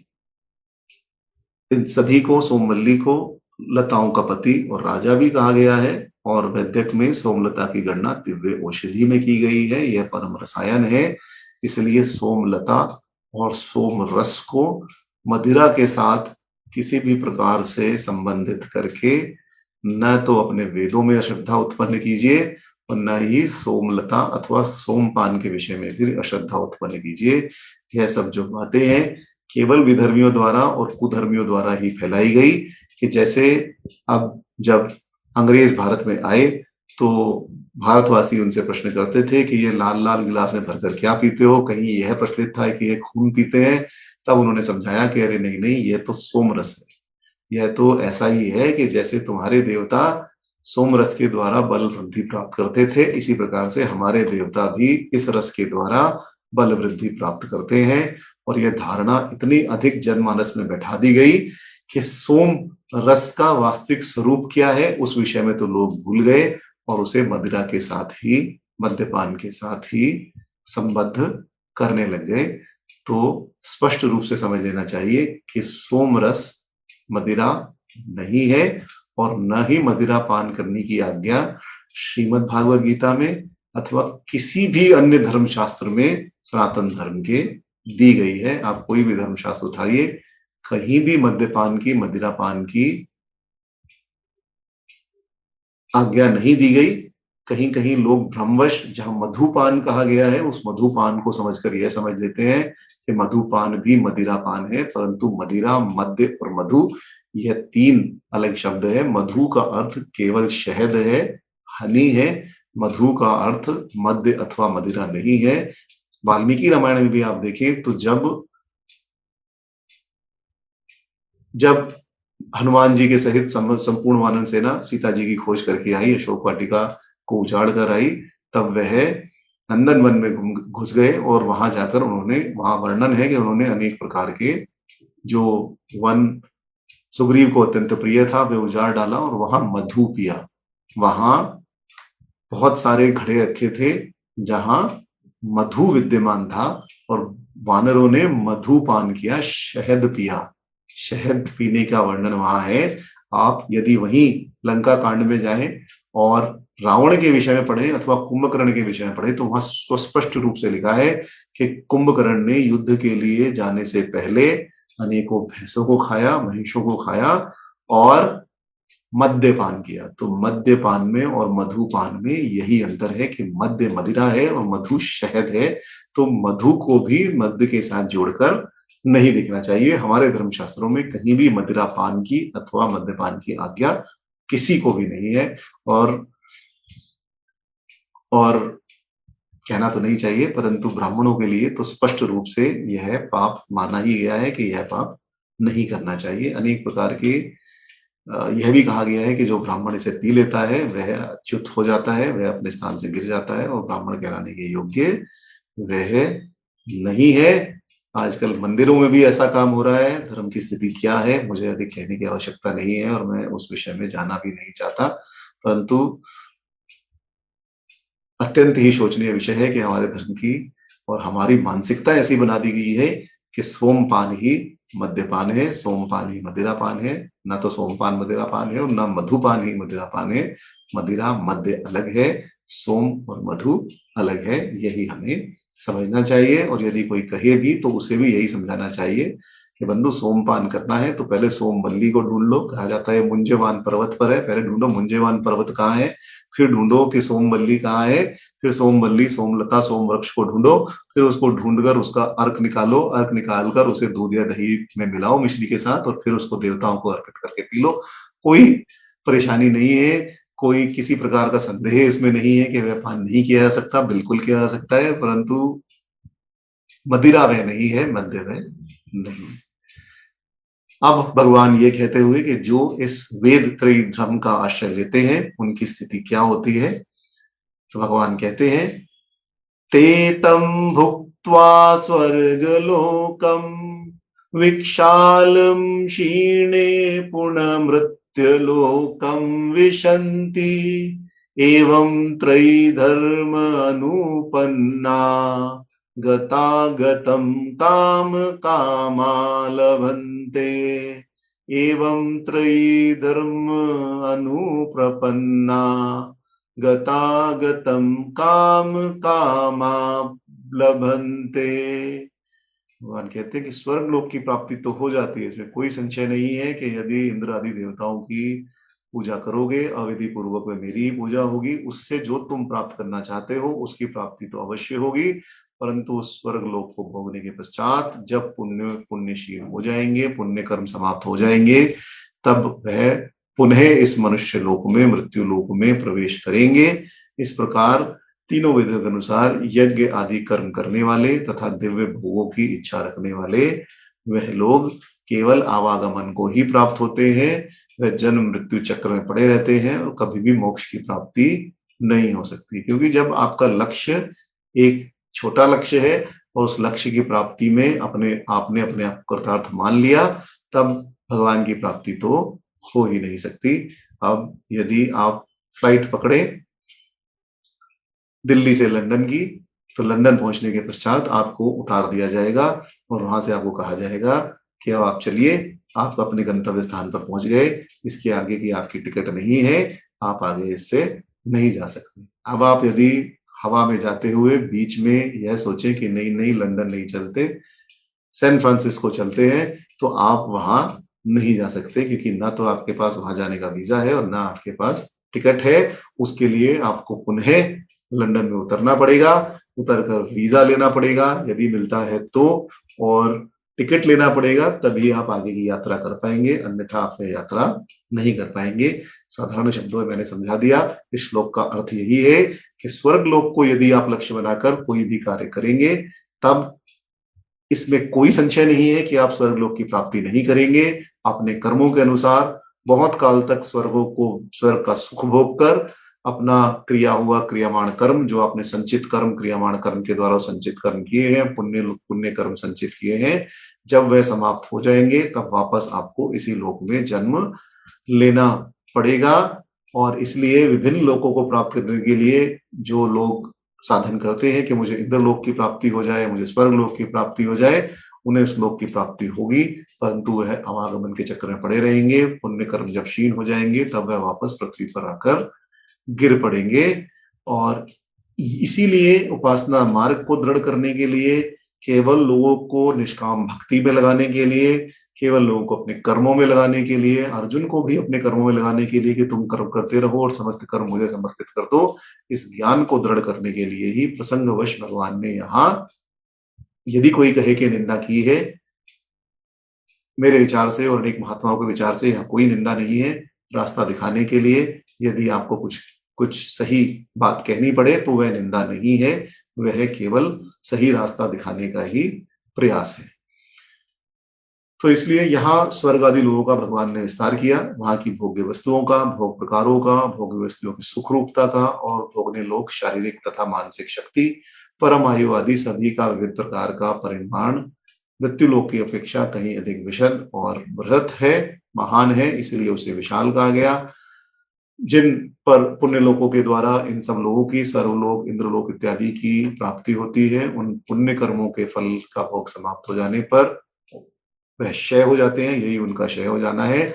और फिर उन स्वर्ग विषयक पुण्य फलों की समाप्ति होने पर पुनः मृत्यु लोक में बचे हुए पापों का एक प्रकार से भोगने के लिए, जितने भी कर्म किए हैं उन सभी को भोगने के लिए मृत्यु लोक में गिराया जाना ही मृत्यु लोक को प्राप्त होता है।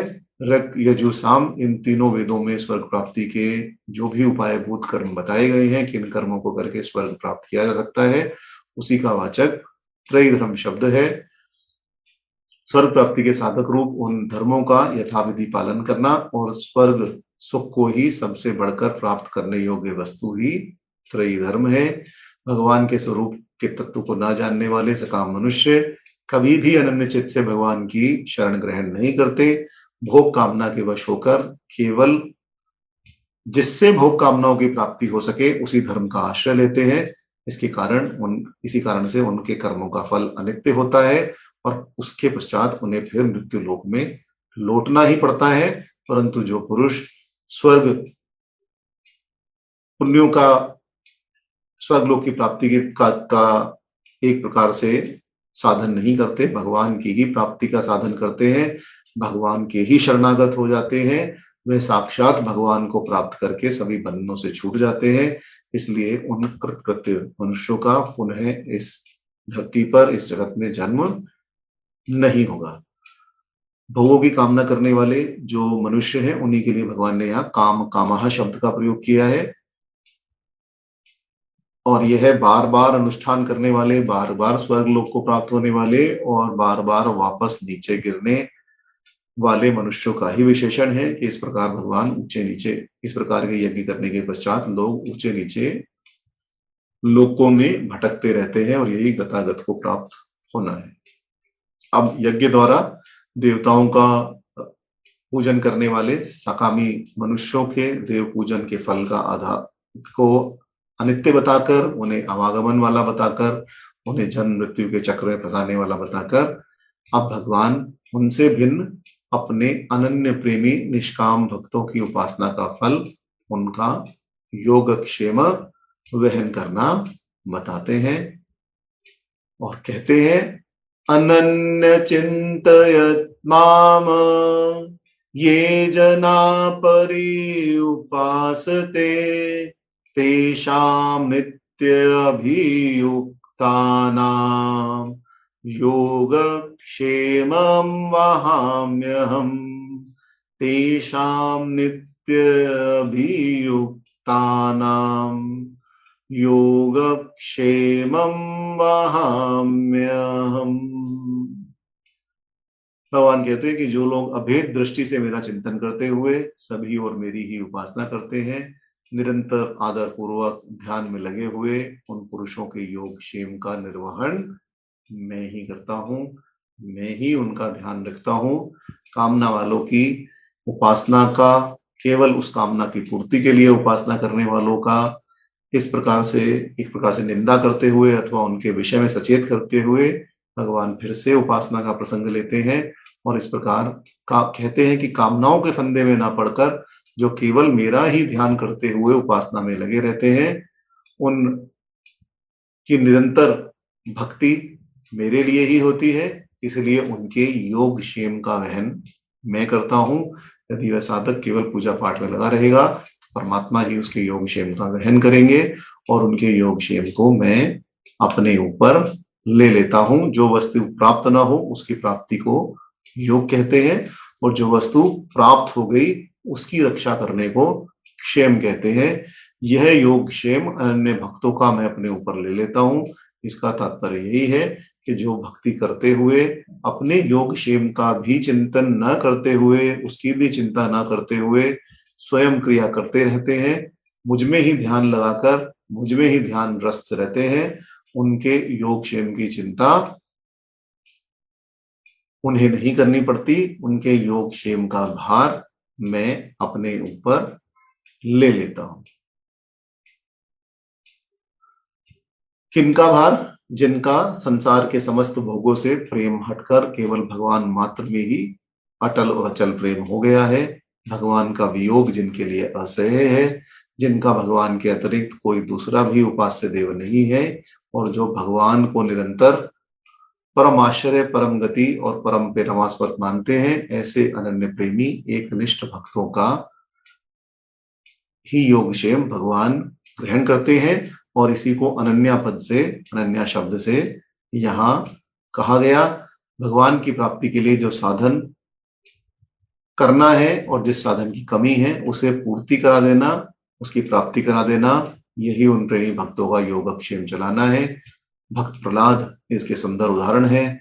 हिरण्यकश्यप द्वारा उसके साधन में, भक्त प्रहलाद द्वारा साधन करने में बड़े बड़े विघ्न उपस्थित किए गए, परंतु सभी प्रकार से भगवान ने भक्त प्रहलाद की रक्षा करते हुए अंत में उसे अपनी प्राप्ति करा दी। इससे यही निश्चय समझना चाहिए कि जो भक्त भगवान के ही परायण होकर अनन्य चित्त से केवल उनका प्रेम पूर्वक निरंतर चिंतन करते रहते हैं, अन्य किसी भी विषय की कामना नहीं करते, किसी भी प्रकार की अपेक्षा अथवा चिंता उन्हें नहीं होती, उनके जीवन निर्वाह का भार भगवान पर ही रहता है। वही सर्वशक्तिमान है, वही सर्वज्ञ है, सर्वदर्शी है, परम सुहृदय है। इसलिए भगवान अपने भक्त का सभी प्रकार से योगक्षेम चलाते हैं। इसलिए ना तो उसमें कभी भूल होती है और विपरीत परिणाम तो उसका हो ही नहीं सकता। जैसा कि प्रसिद्ध है गजेंद्र मोक्ष कथा में कि जब तक गजेंद्र अपना बल लगाता रहा तब तक भगवान नहीं आए, परंतु निस्सहाय होकर जब भगवान के प्रति ही, भगवान की ही निष्ठा पर, भगवान के बल पर ही उसने अपने आप को छोड़ दिया, तब भगवान ने दौड़कर गजेंद्र की रक्षा की। इसी प्रकार जब तक द्रौपदी भी अपने बल से अपने वस्त्रों को संभालती रही तब तक भगवान उसकी एक प्रकार से उपेक्षा ही करते रहे, परंतु जब द्रौपदी ने अपने बल का सहारा छोड़कर भगवान श्री कृष्ण को पुकारा और निराधार होकर बैठ गई, तब भगवान ने वस्त्र अवतार लिया और वस्त्र बढ़ाते गए।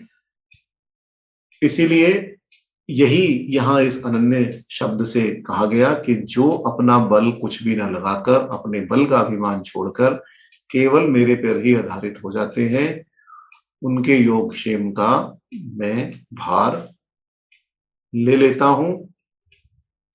वैसे ही संत समाज में एक कथा भी प्रसिद्ध है। परंतु यहाँ यह भी नहीं समझना चाहिए कि मुझे कोई कर्म करना ही नहीं, कर्म तो करना ही पड़ेगा, केवल कर्म के फल को भगवान पर आधारित छोड़ दो।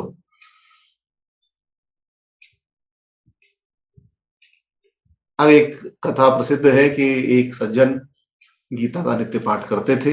गीता का पाठ करते करते उनमें अपने योगक्षेम का किसी भी प्रकार से ध्यान न रखते हुए अपना कार्य अवश्य करते थे। पुरोहित कार्य वे करते थे, ब्राह्मण वे प्रबंधु थे, ब्राह्मण जन थे, तो वह अपना कार्य, जो पुरोहित का कार्य वह करते थे, परंतु उससे इतनी आमदनी नहीं होती थी कि वह किसी भी प्रकार से अपना योगक्षेम का वहन कर सके। इसलिए वह अनन्य भाव से भगवत उपासना में लगे रहते थे। एक बार जब घर की स्थिति इतनी खराब हो गई कि खाने के लिए भी कुछ ना बचा, तब भूख से व्याकुल होकर उनके जो परिवार के लोग थे, बच्चे थे, वह रोने लगे। तब और उस समय वह भागवत गीता का पाठ कर रहे थे। यही श्लोक, 9वें अध्याय का यह श्लोक उनके सामने आया, योगक्षेमं वहाम्यहम्। और उन्होंने कहा कि यह श्लोक तो ठीक नहीं है, मैं इतनी बार भगवान का अनन्य चित्त से प्रेम करता हूँ, भगवान में ही रमा रहता हूँ, भगवान का ही नित्य चिंतन करता हूँ, और भगवान यह उपदेश देते हैं कि यह उनके योगक्षेम का मैं वहन करता हूँ, तो यह मुझे ठीक नहीं लगता। और उन्होंने अपनी पेंसिल से इस श्लोक के ऊपर कांटा लगा दिया और फिर कांटा लगाकर वह यहां से चले गए।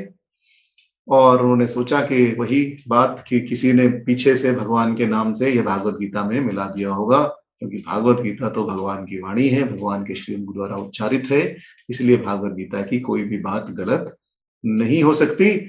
तो इन्होंने उस पर कांटा लगा दिया और पुस्तक बंद करके नित्यचर्या करने के लिए बाहर चले गए। कुछ समय बाद जब लौट कर आए तो देखा कि सभी बच्चे मिष्ठान खा रहे हैं, अनेक प्रकार के अन्न घर में पके हुए हैं, उनकी महक से सारा मोहल्ला महक रहा है। आश्चर्य से जब उन्होंने अंदर जाकर देखा तो देखा कि बहुत सा भोजन का सामान, जो कि किसी गृहस्थ के कई वर्षों के लिए भी कम हो, कई वर्षों के लिए भी अधिक हो, इतना भरा हुआ है, पूरा कमरा खाद्य सामग्री से भरा हुआ है। जब स्त्री से उन्होंने पूछा तो ये सामान कहाँ से आया, तो उन्होंने कहा कि अरे वाह पंडित जी, अच्छी बात करते हो, सामान तो आप ही ने भेजा और आप ही भेजकर कह रहे हो कि यह मैंने नहीं भेजा। तब पंडित जी ने पूछा कि कौन देने आया था, स्पष्ट रूप से कहो। तो उन्होंने कहा कि एक बालक लेकर आया था, कुछ 17-18 साल का बालक था, इतना सुंदर बालक कि उसकी अद्भुत छवि बन रही थी, परंतु केवल एक ही उस बालक में व्याधि थी कि उसके शरीर पर अनेक प्रकार के कांटे लगे हुए थे, अनेक प्रकार के घाव हुए थे और उनसे रक्त बह रहा था। वह बालक मेरे पास आया और मुझे यह संपूर्ण खाद्य सामग्री दे गया। आपने ही तो यह सब उस बालक से भिजवाया है, आप अनजान की तरह ऐसे क्यों पूछ रहे हैं। तब उन्होंने समझ लिया कि यह भगवान ही बालक रूप में मेरे घर आए। आज मैंने भागवत गीता के श्लोक पर, भगवान की वाणी पर ही एक प्रकार से कांटा लगा दिया, तो वही कांटा भगवान के शरीर में लगा हुआ था और उसी कांटे से भगवान के शरीर से खून बह रहा था। उन्होंने जाकर भागवत गीता के उस श्लोक का जो कांटा लगाया था उसे अपनी भूल सुधार की और माना कि यह भगवान श्री कृष्ण की ही वाणी है, परम पिता परमेश्वर के ही मुख से उच्चारित है, और प्रार्थना की कि भगवान मुझे पुनः दर्शन दीजिए। तब अगले दिन में बालक हष्ट पुष्ट स्वस्थ होकर पुनः आया। भगवान ने साक्षात पंडित जी को दर्शन दिए, ब्राह्मण को दर्शन दिए, और फिर दर्शन देने के पश्चात भगवान ने कहा कि कभी भी भगवान की वाणी में किसी भी प्रकार का संदेह नहीं रखना चाहिए। जिसका सच्चा विश्वास हो उसके लिए कुछ भी असंभव नहीं है। सब कुछ भगवान की श्रद्धा, भगवान में श्रद्धा रखने से और भगवान का कृपा पात्र बनने से सब कुछ संभव हो सकता है, सब कुछ प्राप्त हो सकता है। इस प्रकार भगवान ने विश्व को अपना स्वरूप बताया। फिर यज्ञों द्वारा की जाने वाली देव पूजा से प्रकारांतर अपनी ही पूजा बताकर उसका फल आवागमन के चक्र में पड़ना और अपने अन्य भक्ति की उपासना का फल अपनी प्राप्ति करा देना बताया। अब यह किस प्रकार होती है। यह कहते हुए समय तो पूरा हमारा हो चुका है, तो इस विषय को फिर हम अगले सप्ताह हमारी तारीख होगी 11 तारीख, तो 11 तारीख को हम पुनः 9वें अध्याय के 23वें श्लोक में से प्रारंभ करेंगे, जहां भगवान कहेंगे कि श्रद्धा से युक्त जो सकाम भक्त दूसरे देवताओं की पूजा करते हैं वह अविधि पूर्वक मुझे ही पूजते हैं। तो यहाँ यह भगवान ने स्पष्ट कर दिया कि किसी भी देवता की आप पूजा करें, आप किसी भी रूप में पूजें, वह मेरी ही पूजा करेंगे। परंतु यहाँ केवल देवताओं के विषय में ही कहा। आगे भगवान यह भी कहेंगे कि जो देवताओं का पूजन करने वाले हैं वह देवताओं को प्राप्त होते हैं, पितरों का पूजन करने वाले पितरों को प्राप्त होते हैं, और जो अन्य भूत प्रेतों का, अन्य अवैदिक देवताओं का पूजन करते हैं वह उन्हीं को प्राप्त होते हैं, और जो मेरी उपासना करने वाले हैं वह तो मुझे प्राप्त होते ही हैं, उनका पुनर्जन्म नहीं होता। बड़ा ही दिव्य सुंदर अच्छा विषय ये है।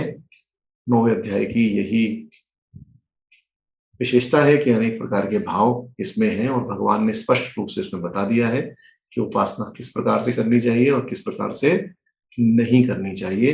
तो उपासना का तत्व इस 9वें अध्याय से संपूर्ण रूप से एक प्रकार से समझ में आ जाता है।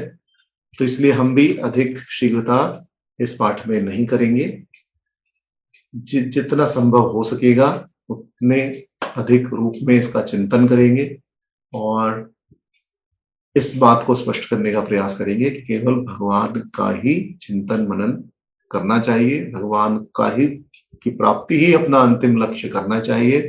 लौकिक सुखों की प्राप्ति के लिए अथवा स्वर्ग आदि सुखों की प्राप्ति के लिए यज्ञ करना, पूजा करना, किसी भी प्रकार से धर्म संबंधित कार्य करना केवल मूर्खता है, क्योंकि उससे केवल उन्हीं लोगों की प्राप्ति होगी और वापस मृत्यु लोक पर जन्म लेना ही पड़ेगा। तो मोक्ष प्राप्ति ही मनुष्य का साधन होना चाहिए। यह हम समझने का प्रयास इस 9वें अध्याय में हम आगे करेंगे। तो अगले सप्ताह हम 23वें श्लोक से पुनः प्रारंभ करेंगे। आज हम शांति पाठ के द्वारा यही विराम करते हैं। ओम द्यौ शांतिरंतरिक्षं शांति पृथ्वी शांतिरापः शांतिरौषधय शांति वनस्पतय शांति विश्वे देवा शांति ब्रह्मा शांति सर्वं शांति शांतिरेव शांति सामा शांतिरेधि। ओम शांति शांति शांति। उन शांति स्वरूप भगवान से प्रार्थना है कि वह हमारे तथा समस्त विश्व के अधिभौतिक, अधिदैविक और आध्यात्मिक तीनों प्रकार के तापों और विघ्नों को सर्वथा शांत करे। आप सभी को प्रणाम, नमस्कार। ओम नमो भगवते वासुदेवाय। जय जय श्री राम, जय जय श्री राधेश्याम, जय जय श्री राधे, जय श्री राधे कृष्ण, जय जय श्री